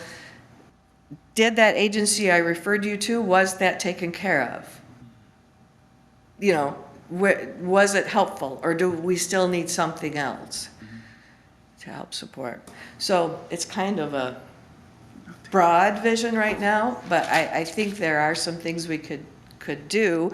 And with that office space in Century Terrace, I think it would make sense and be a good location. I know there's lots of things that would have to be worked out. But in its early stage of discussion, but like I said, I just wanted to make sure you're all aware of what we're talking about, so you don't hear on the street something that that we're making plans for your buildings and you'd had no knowledge of it. Rose, as you know, I'm supportive of some sort of linking and coordinating of stuff. Little frustrated, as you know, because this was the original view of what that housing position should have been. I said this at the county level when we put in money. I said it here at the Housing Commission when they put in money. Not that I don't appreciate what's been going on. We are collecting data. I'm the kind of person like, man, I just want to get the services to the people, but I truly appreciate the people who hold my feet to the fire and say, no, we have to have better understanding of the issue and to get some research and information. So I don't want to say it hasn't been beneficial, but now we have the research and the information that tells us we need something. So we're back here, and I, personally feel that, we do need to consider something that is more, community workers, we've got the health workers, we've got the peer navigators, we have all these different resources. I think we have to look at how we're going to utilize them, because there can be information overload too. And people going to several agencies and then getting overwhelmed by all the information they're getting. So I like the idea, I like the high view that you're doing. And then as we step forward and look at, because we're gonna have to figure out about, I think it was a 2-year contract that we signed to, I don't know how. The Housing Ready Coordinator? Yeah, I don't know, 3 years, okay, so that'll be coming up in about a year and a half from now, so. Yeah. And they'll be looking for money, so we will wanna determine how we're gonna use our money, moving forward. Well, in the housing, I always say it's like the blind monks that are all feeling a different piece of the elephant. And economic development, new construction, market rate is a whole different piece of that animal than what we're talking about here. And we need to see the whole picture. I know how that is still a part of it, but I think that Housing Ready Coordinator position still is really focused on development, construction, developers and stuff. That it's just a different part of that beast. It's all part of it. And I see it when we're going now to try to do the state plan with the regional planning. That is still always the focus, is new construction, new construction. And I'm saying, what about rehab? We got first place for the oldest housing stock in the 10-county region. I'm going to get off in tangent, so I'm going to stop right there. But yeah, I think the focus with all that housing is not, by many, what we see we need for housing and housing stability for our people. When I look at the big picture, I value your passion for housing and poverty and stuff like that. You are an expert in understanding and vision, truly. Again, you know me, I'm more of like, I'm up in 5,000 foot and I'm like, whoa, but this all goes together. I'm looking at resource access. And so whoever this person is, as we go along, it's not, you're right, not just housing. It is about being a resource expert in poverty, in mental health, in SUD, in housing, in skills building for being able to maintain a house or an apartment, learning skills. I mean, there's just, food. I just met with FAST, who wants a resource, so this, I just want to see this as, I think this person could be, or this development could be an excellent resource that, it's got to be a strong person, because there's going to be a lot of strings they're going to be holding together. Right. Yeah. Right. And I understand. Yeah. It's hard because we are talking about resources. If we could just leave resources out of things, everybody would play really well together. Yep. But as soon as, whose budget and who's doing what, but I'm so thrilled we have NMCAA at the table. Yep. We have 5CAP at the We have table. the Shire We involved? have Is the Shire there? the health department, we haven't pulled in yet, and we need to, because they have a whole social determinants of health, But DHA. they have a coordination With community connections. yeah, right. And DHHS has a whole plan now on housing, the social determinants of health. And that's all good, but how do, you know. Right. And how do we get, because I see our focus here when we're working with people is can we start identifying where are your strengths? Correct. Instead of what are you lacking? Right. And how do we build on that Right. and build Right. community? So, Right. so we'll keep you informed. And of course, Karen's at the table, Mark's at the table. But I'm excited about what it could do. Yes. How it could make a difference in those people, not only are homeless in the area, but those that are precariously housed, that are couch surfing. And Karen's talked about that, the continuum then. How can we take down the barriers? And I think there's lots, I'm not one about let's create new programs. There's programs out there that we're not connecting with. I feel Manistee's leaving money on the table in some of these areas just because we're all so busy doing our own thing and we need that kind of bigger look. But to help all our people reach their full potential. Yes, and you know, and again, Rose and I can talk about this for hours because, you know, it's just, again, you can see the passion and that's why we're so appreciative that she's at the HSCB. But, you know, the important thing is that we continuously, as organizations, there is a natural silo building within organizations. And so we are not going to change that, but we want to put a door in the silo so that information exchange and resources can go back and forth. We are not going to change the state mental health system. We're not going to change the state DHHS system. We're not going to change those. But locally, we can put a door in so that we can move things back and forth. And so that's really what I'm excited about. And Rose has been on that for years. Well, I call it rural genius. And friends of mine that moved to bigger city and urban areas, and they'd say, oh yeah, I'm involved with the junior league and I'm in charge of table decorations. And you know what? In a rural area, I'm on this committee and I'm cleaning the toilets, I'm setting up, I'm organizing, I'm getting the speakers. Yeah. I don't have a choice. Right. And I think that can work in our benefit. Yes. Yeah. In We're that silo. creative up Yeah. here. Yeah. Thank you, Rose. Yeah, thank you. Thank you.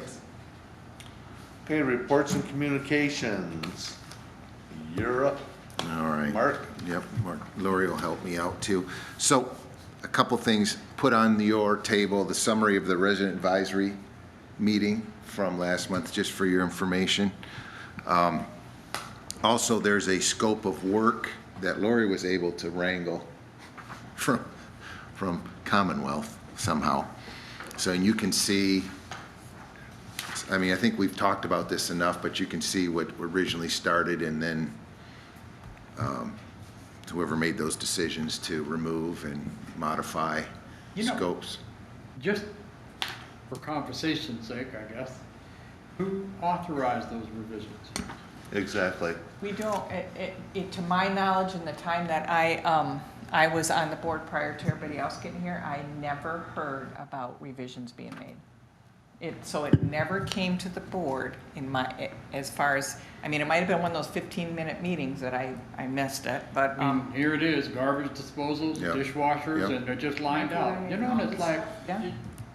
It was a financial decision, but like, I don't know who was at the table and I don't even know if Commonwealth sat down with our crew and said, well, these are the things, we need to cut back, what do you want?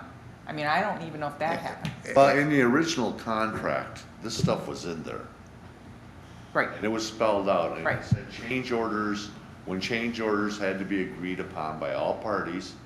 And I don't think that's happened. yeah, I don't have any knowledge of any of that happening during this process. I understand why some of this happened. Yeah, for sure. Cost, but I want to know, were we consulted in your decision? And we could have maybe picked something else, like the art on the walls, throw that away and give us microwaves over the oven and Right. things like that. Right.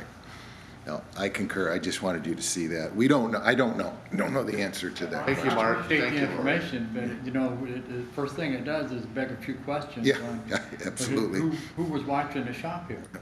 Yeah, and isn't this us? Well, that's a question that's probably spelled out in the development agreement which I think since they're the majority, they probably have the ultimate authority.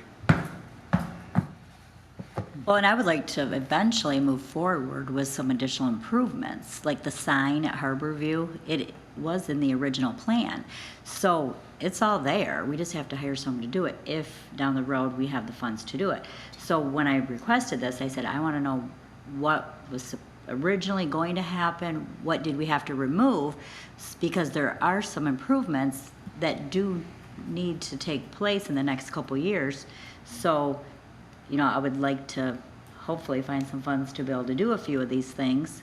So that's kind of how I was able to acquire that. The other thing is the maintenance shop is terrible. Oh, yeah, that, Bad There's- condition. yeah, the roof, I think, I've heard about that roof for, 2 years now? But that could have been addressed when it was a public housing property and we had the funds to do it. We chose not to. So now it's transitioned over to this property and that was eliminated. If you can see, I think it's in the scope, was eliminating I think there was some discussion about demolition and rebuilding, which really needs to take place. But we'll have those conversations after the project close out and see where we're all at.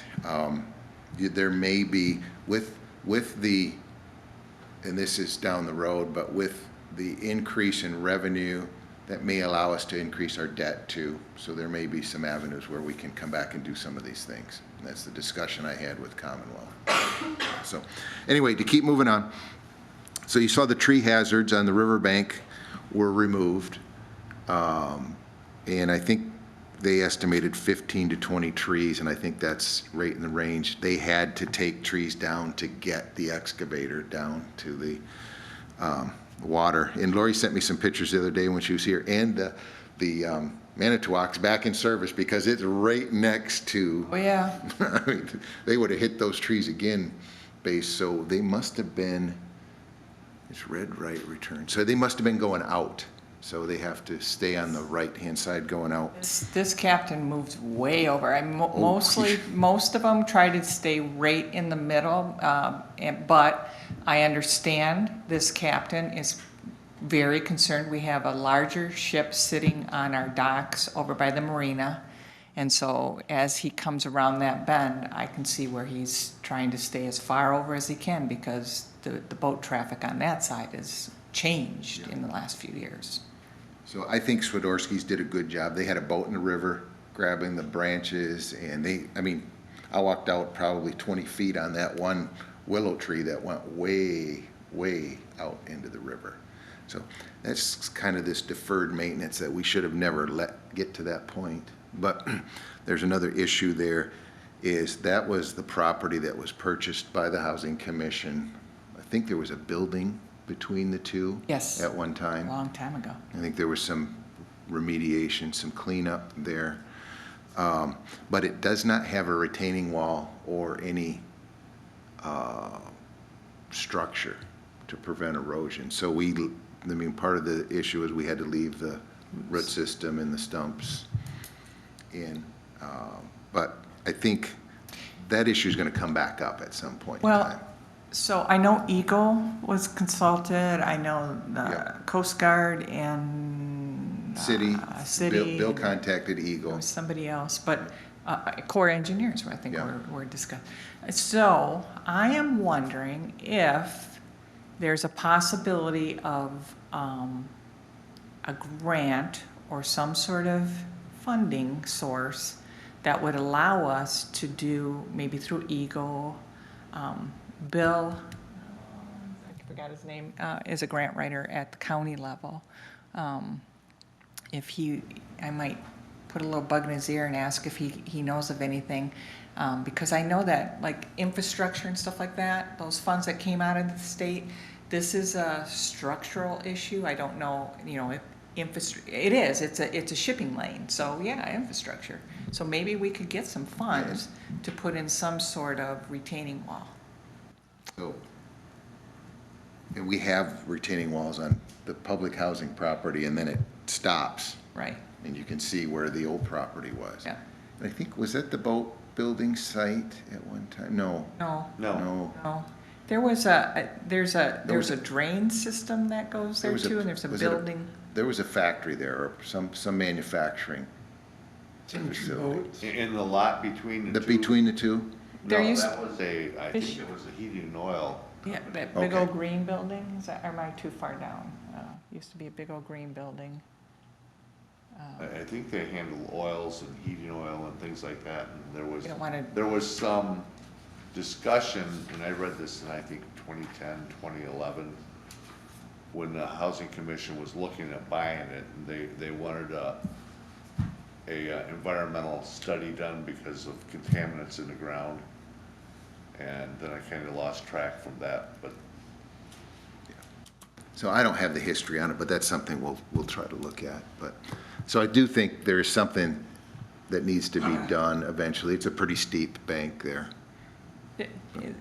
I might be in the wrong, I know where they cut the trees, but does that also include that, like, what looks like a staircase that goes? There's a railing that goes. No, oh, that's us. that's us. Definitely ours, Yeah, okay. that needs to be addressed too. So, The railing to nowhere?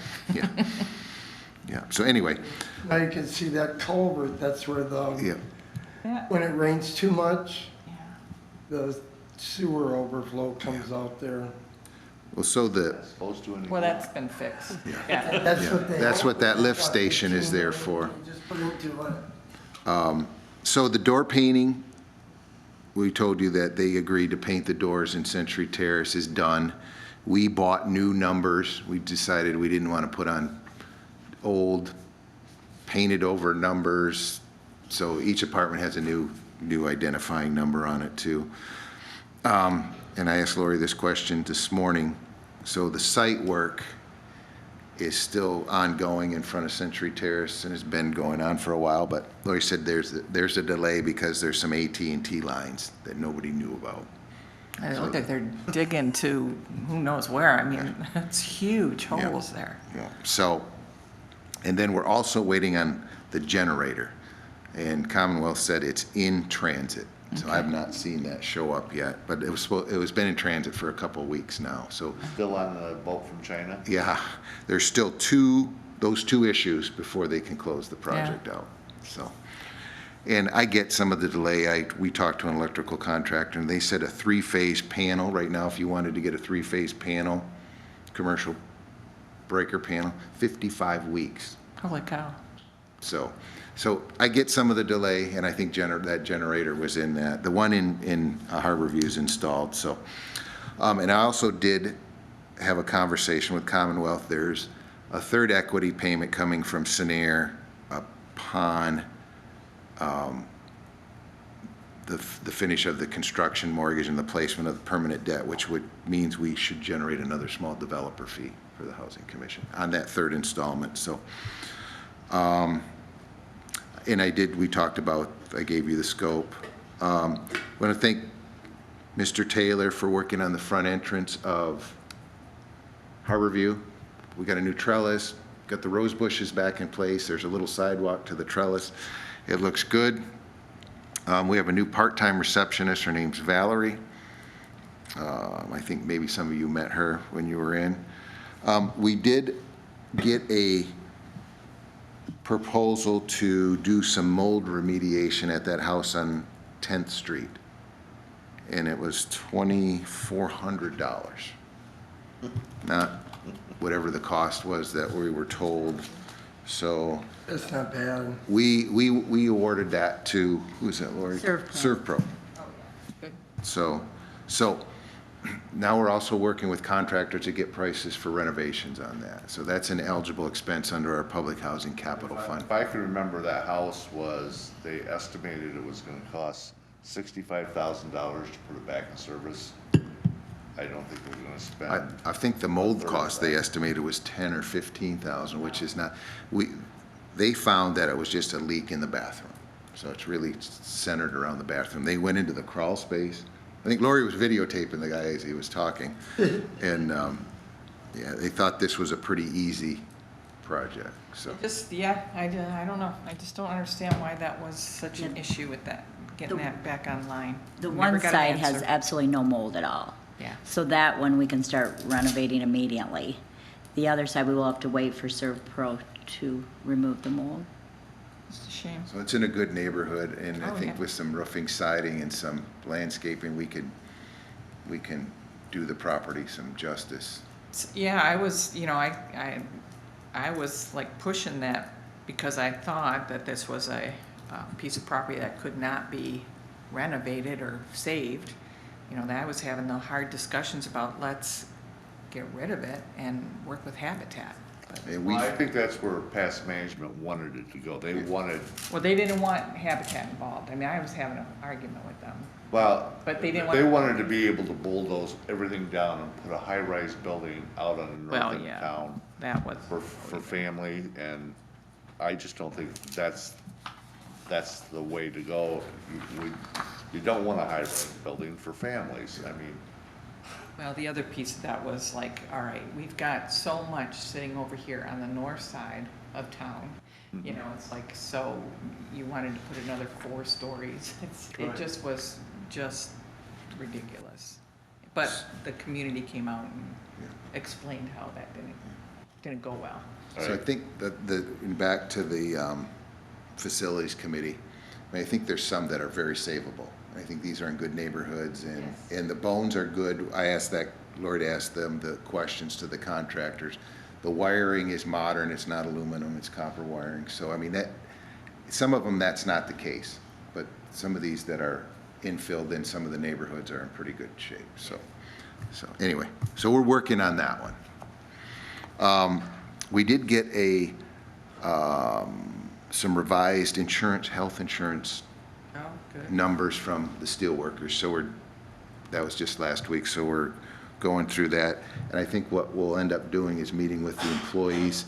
We'll have to pick up it's like a cafeteria, how you can build co-pays and deductibles, and try to come to a compromise where it's more affordable for the employees. And I want their input, and then that'll get us to February, and then I think we go out onto the market. have you, discussed any of this with Bill Gamble at the city as to Not whether we yet, could not yet. piggyback their, We're locked in until February, so then this is just getting us that temporary relief until our agreement with the union runs out to purchase. again, I'm just assuming that it would be cheaper and more bang for the buck. I don't know that, maybe It it's should be, not. it should be, because we're on a small plan with just a few employees. Now, we also have received a grievance from a maintenance staff member about healthcare premiums paid on workers' compensation, so that's going to come to the Personnel Committee here soon. And Lori's been working with the IT people, and I'll let her talk, but we keep reducing costs. We keep finding these unnecessary expenditures, right? Yeah, they were not able to come back yet to go through all the equipment with me, but I still do have that at the top of my priority list. I did talk to them about helping us set up the commission meeting at Century Terrace. So, if you guys are interested in doing the meetings there, RIT will help us get all that arranged. Good.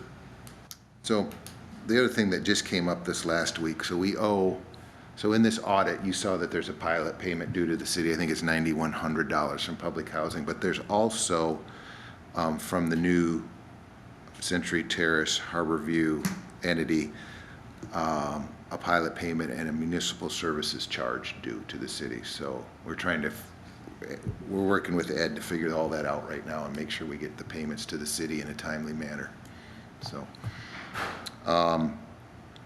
next month, we want to bring back bylaws for discussion with some recommendations, revisions too, and incorporate your comments and suggestions. So that's going to be on the agenda. In regards to that, I don't know if I think I wrote a message. Can we have them sent over to city manager as well? Okay, all right. Yep. Get their feedback Yep. too. And then we do have, lastly, and I probably should have put this on the agenda, but we do have an employee that still is carrying over vacation hours, and I think we talked about correcting that, and this employee's requested that 104 hours be paid out in time and then use the rest and then only carry over the 5 hours coming into the new year, so. You know, that's one of the things that we discussed 5 in the days. finance committee.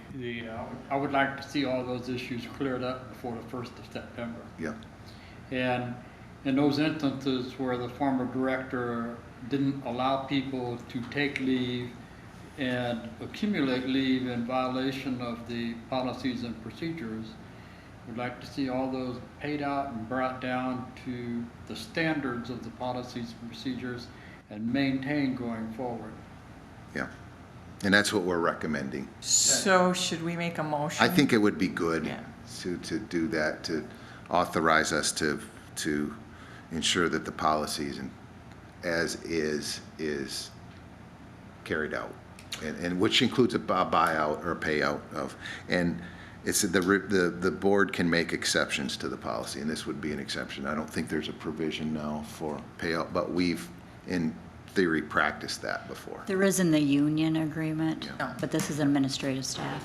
So I would make the motion that we look at the employee PTO and those accumulated hours above what our policy reads can be used as a payout.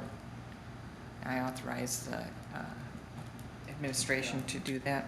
The Personnel Committee needs to look at the policies and procedures because as I remember reading in the policies and procedures, the executive director had the authority to waive or modify the policy, but it had to be in writing and attached to the policy manual.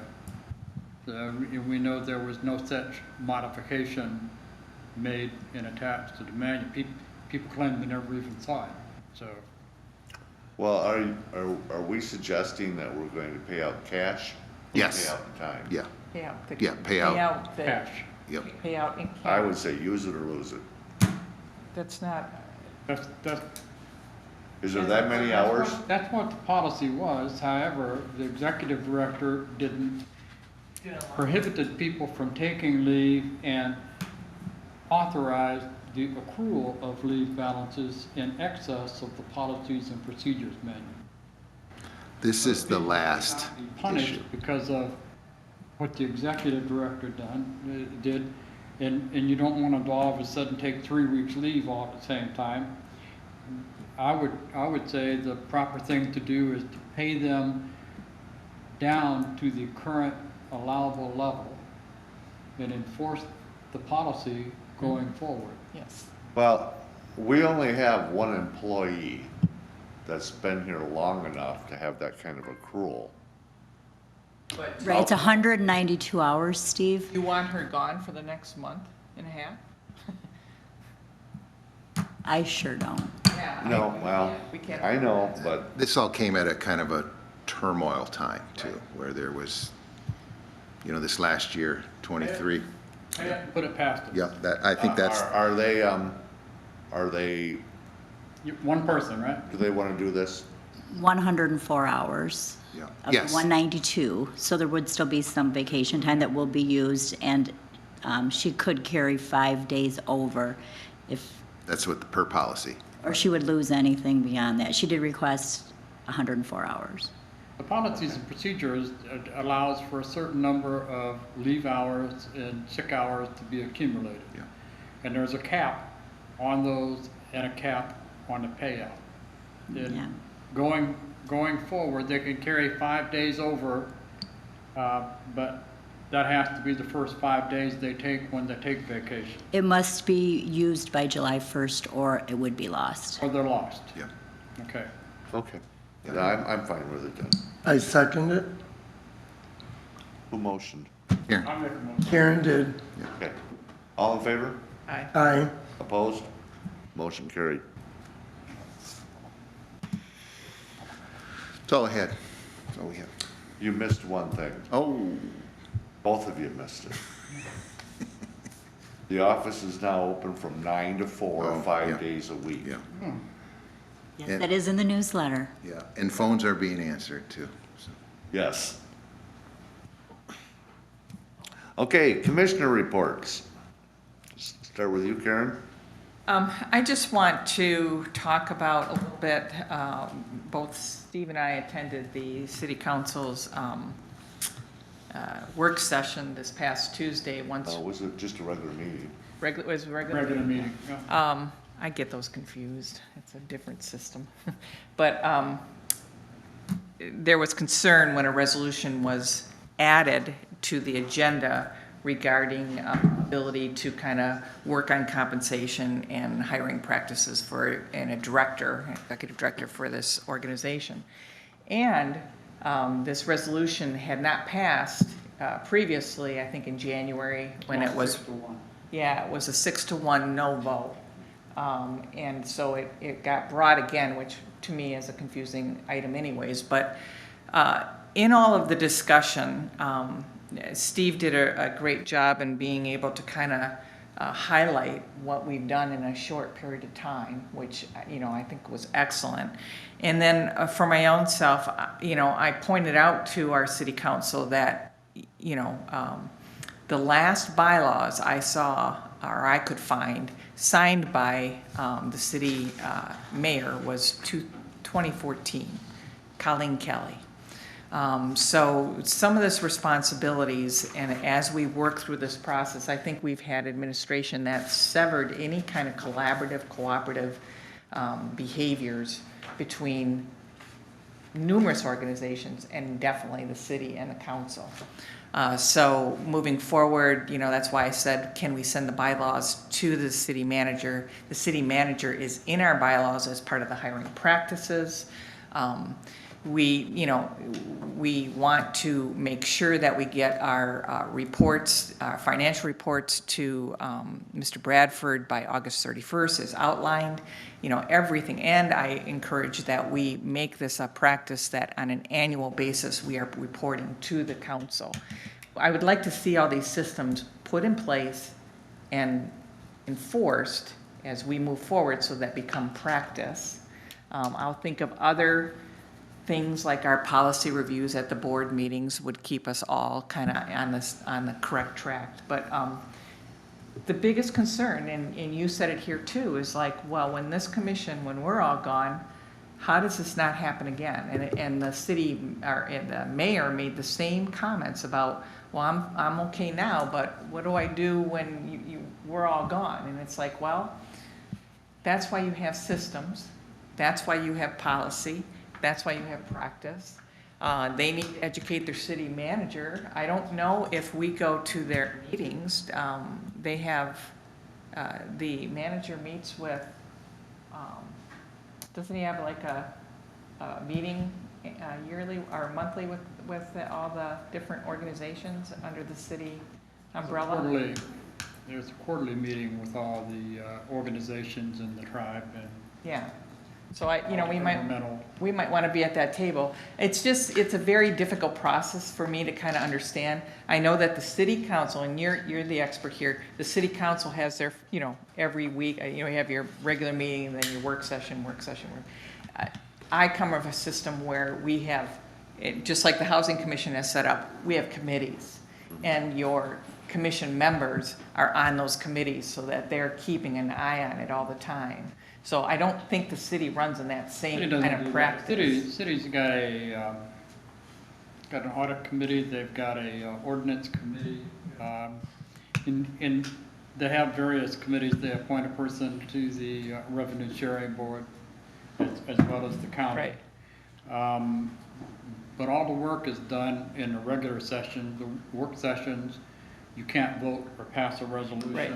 All you can do is have a discussion and then bring something forward to a regular session for motion and resolution. My impression at that meeting when I said it is that because there were other commissions that were sitting there and they were all feeling like disjointed and poor communication, and I'm trying to figure out where we as a housing commission can fit in any of these groups or committees so that we can be at the table with the city manager and or council members if they're there. We are probably the largest Oh, as far as money and responsibility commission that the city has. Certainly, and we're the highest, we're the highest risk for them.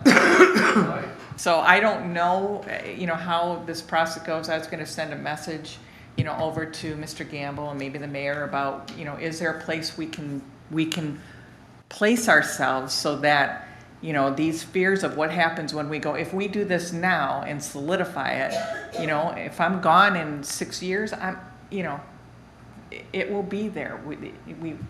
We don't have checks and balances, and that has been the downfall of the Housing Commission for a long time. So maybe you can think about it too, but I might send this I'm note. thinking an annual, there's an annual presentation the Housing Commission gives to the city council. But there probably need to be I would say a monthly better meeting interface. between the executive director Something. and the, I can, city manager. Right. I can do an annual report, and it can look very nice, and I've seen those from this place, and it looks great.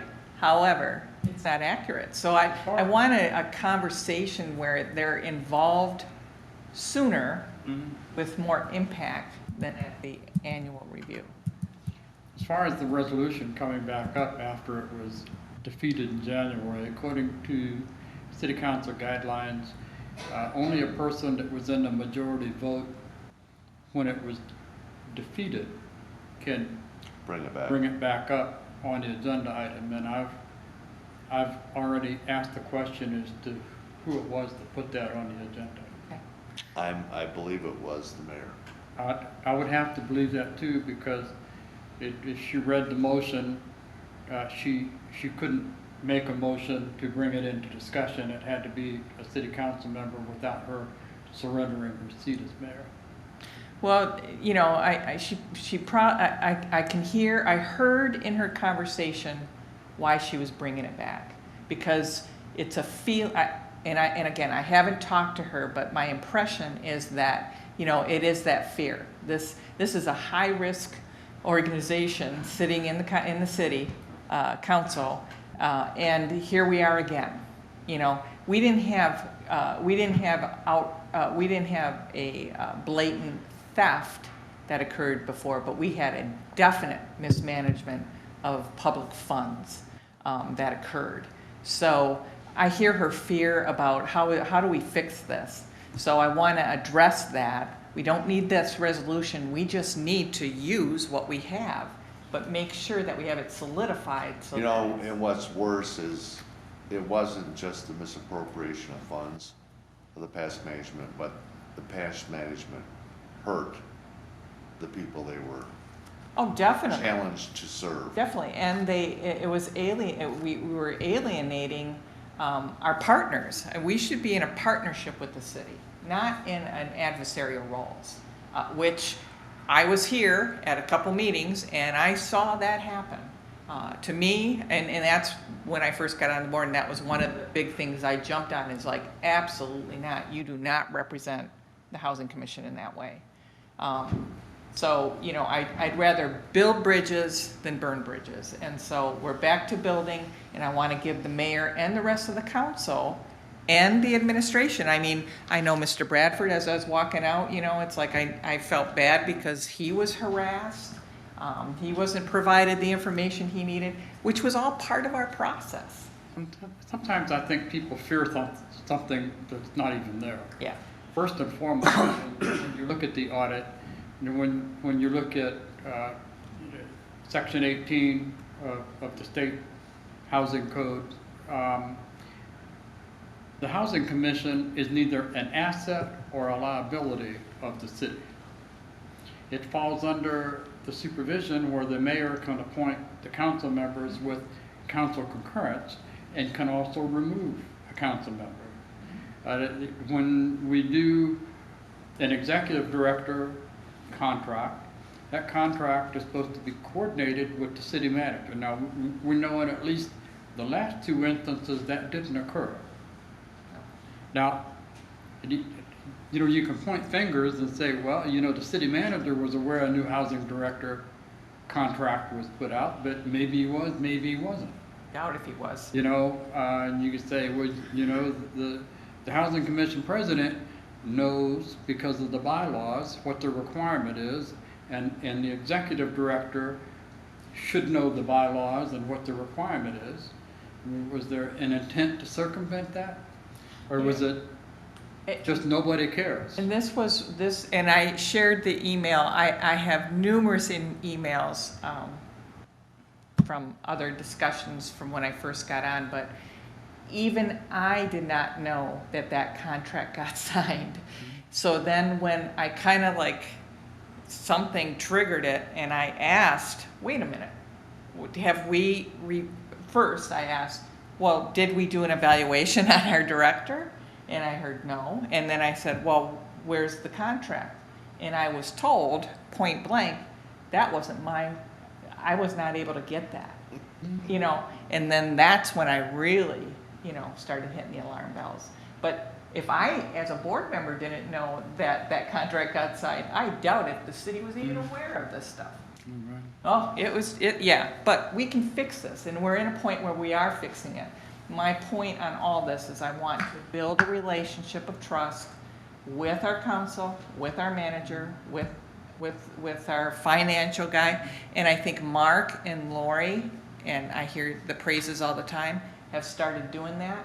And as we do that, we have to set concrete processes so that when I'm gone or you're gone and all these council members change, we still have our process in place. So that was my lecture for the day. Thank you.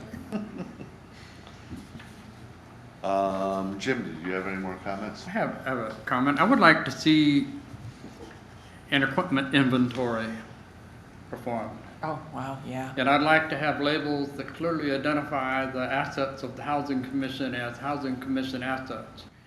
And this process of people buying housing equipment property when they leave in some sort of a capacity, needs to end.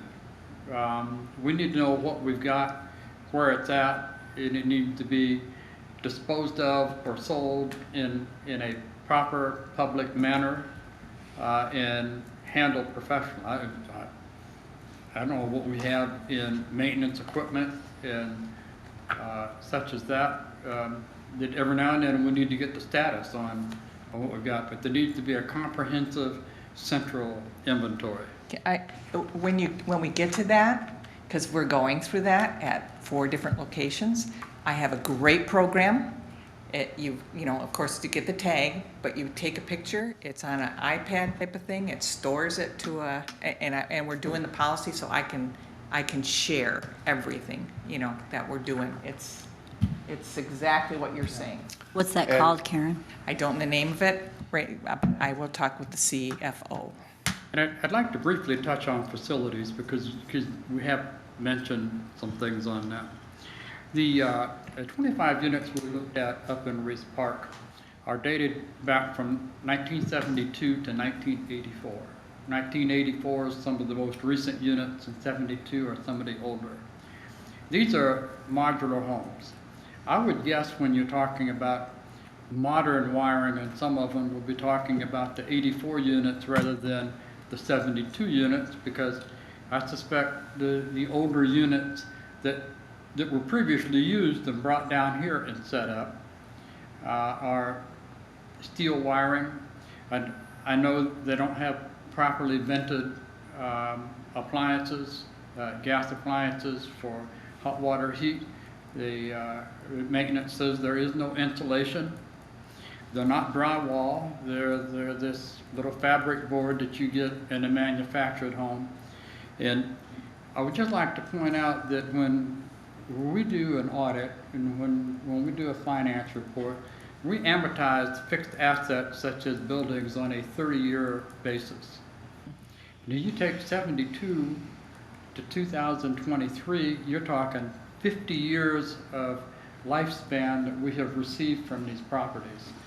By the time you go in and fix the wiring, insulate them, replace the windows, put siding, put high efficiency heaters and water heaters in these things, you're going to invest 3/4 of the value of the property to begin with for how much more lifespan?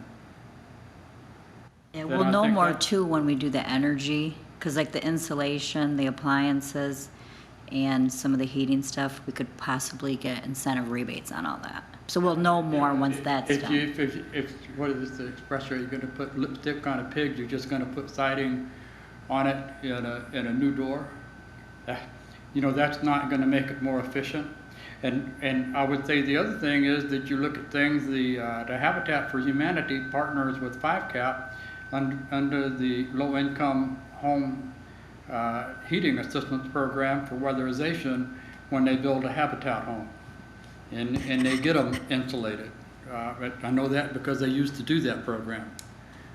So, you know, there's other partners out there in the community that may help going forward when we get into rental assistance development phase 2.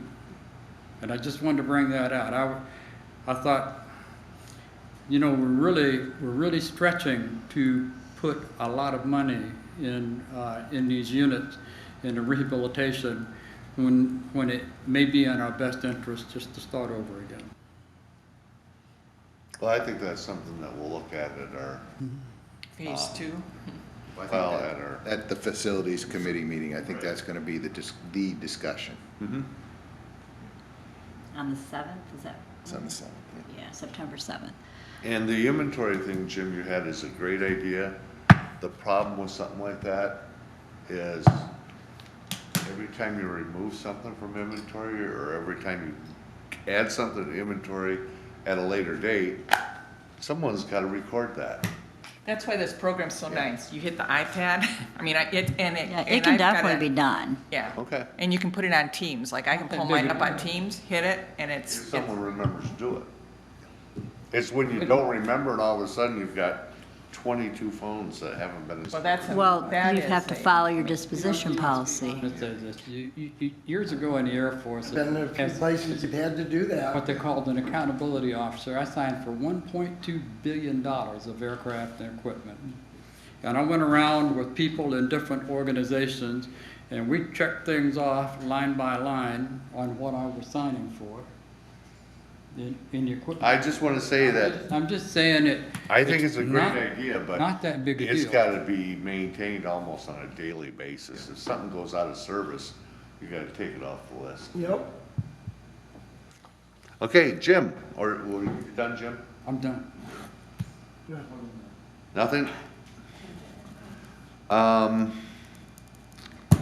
I just have a question for management. We have a couple hot topic evictions. Have they proceeded? The one on, I think it's 12th Street, and then the one on the first floor is Central Terrace. They're in process. Yep. The attorney's filing the court documents. They have not been filed yet. It was supposed to be It was this supposed- past Monday. It was supposed to have been done last Monday, but we have not heard if it was, the service was done yet. So you have to file, then the court finds a service provider. And I think we're coordinating some of that with the police department too. Okay, just curious, that's all I had. Yep. I do have some real quick. Mark, I have friends as a landscape designer. Mark can help me get a drawing with the right measurements, and they're gonna work up something for behind Harbor View. Just an idea for planning back there. Oh, planting the berms? Yep, yep. I'm just amazed to see him. I go out there and I just look at him thinking, I can't believe that was underneath all that. Oh, I know, I was out there all the time and fished down there, and I still can't believe it looked like that underneath that. It It's looks just really good from across. so the river, awesome. too, across the river. We're getting there. We got plants in some of the planters, the urns and stuff. Those ones behind, those begonias are looking great. Trying to edge stuff and weed stuff and get stuff trimmed, and we're getting there, slowly but surely. Okay, received communications. Anything? No, none. Vacancy report, Lori? Yeah, so we have, if you don't count the 4 offline units that I am working with contractors on quotes, which I would present back to you. We currently have 2 vacancies in public housing, and I'm hoping to have both of those filled, like maybe the first week of September. And then at Century Terrace and Harbor View's 100% occupied. Century Terrace, we have approximately 8 vacancies. The relocation plan, I'm gonna possibly clean up a few of the people that we're putting smaller units, offer, now that we know we are gonna go forward with the relocation plan, I'll go ahead and probably allow a couple people to transfer back. We go by the oldest move-in date, so if you were the oldest resident, you would get first choice at transferring. And I plan on offering them 1 opportunity to transfer, and if they don't accept that unit, then they're off the list. But yeah, so hopefully the units are ready. So the ones that I don't use for transfers, we are with the new receptionist. She's doing a great job processing applications, so. Great. Newsletter. Attached. I know. When do you find time to do this? Fortunately, it's those 20 hours she doesn't get paid for. So yeah, probably the biggest thing in the newsletter is the smoking, because anyone walks down the hallways at Century Terrace, you can usually smell cigarette smoke and marijuana smoke. So it has never been, the past management did not really take a stance on it from what I can tell. So that is something that I wanted the residents to understand, that we don't have a choice in multifamily housing. You cannot smoke marijuana. You cannot have marijuana on our property. So I Doesn't would, matter if it's prescribed or whatever you want to say. It does not matter. As long as it stays on the controlled This is a substance. federal housing, and there is still federal laws against marijuana. so I'm just working on educating right now. Changing soon. And then we probably are gonna, have to take some action on the people after they're educated, that it's not allowed. We are gonna probably have to take some action. Yeah. Makes me so mad when people say, oh, I got a medical marijuana card, that makes a difference. No, it does not. I know, you're like, no, it doesn't. And, I was always under the impression that when this was a HUD facility, I understood that. But was taken out of a HUD facility into tax credit property, but it's still using Multifamily, still using multifamily. housing assistance payments, It's which still- come from the federal government. Right. So the federal government still makes the rules. Still under tax And it- increment financing. And it doesn't matter if it wasn't federal, like Josh said, there is public property and you're not allowed to smoke on public property. Well, no, it's not that it wasn't federal, but the housing assistance payments, in other words, the difference between what a tenant pays and the market rent, or, the big chunk, you might only pay $100 for that apartment, but it's getting charged out at $700. The government has given us $600 a month, and for that $600, we're gonna follow the rules, or they're not gonna give it to us.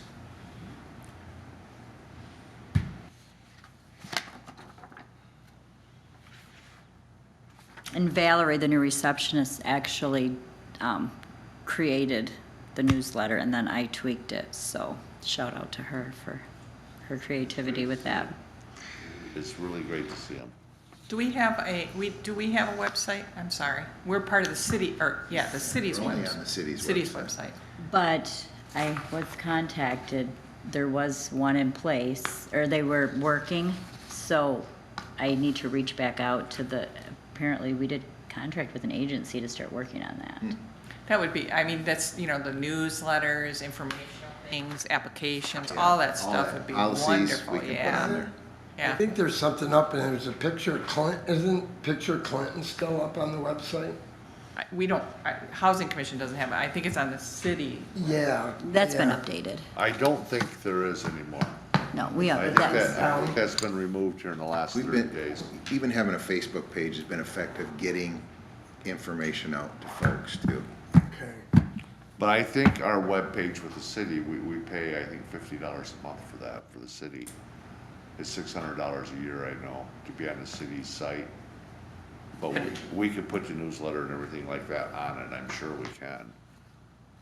I Unless believe we do have the ball rolling for our own, Yeah. which, yeah, so I'll have to figure out if it would be better to have our own or to link it with this one, or Yeah, how we we want have- to do that. in Because it would county, be we great to do have the links. application on there for sure. Yeah, we do links, and that's always works out really nice, because everybody will go to that one central governmental agent. And then if your link is there, then that's where we can expand in regards to policies and, We you know. can have everything. online applications where you could print Right. out the application and send it back electronically too. Okay, public comments, any public comments? Yeah.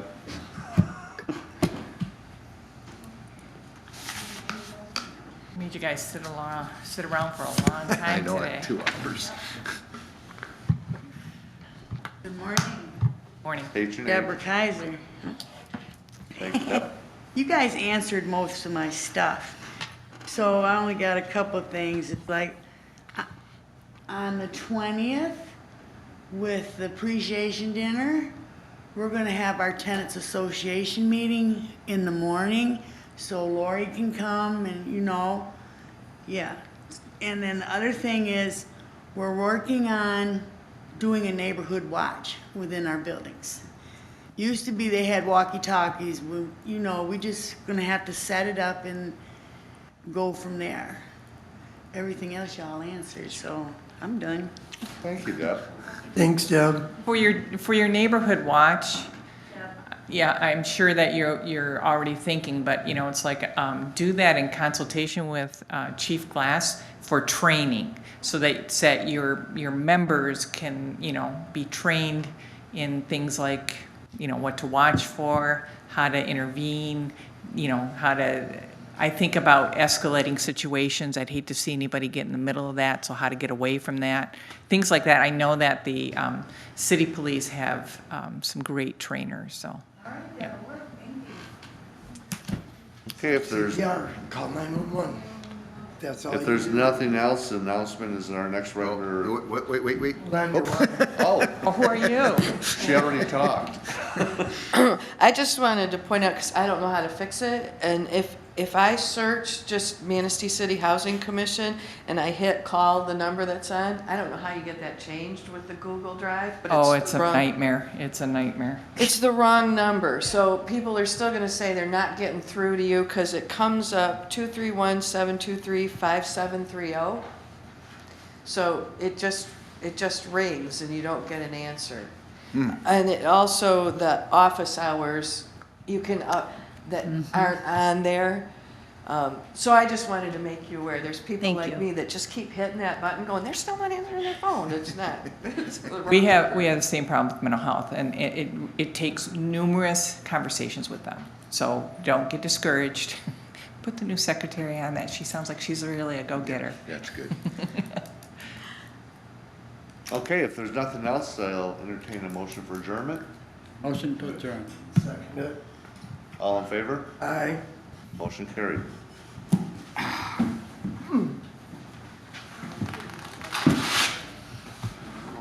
That's a good meeting. Good meeting, very productive.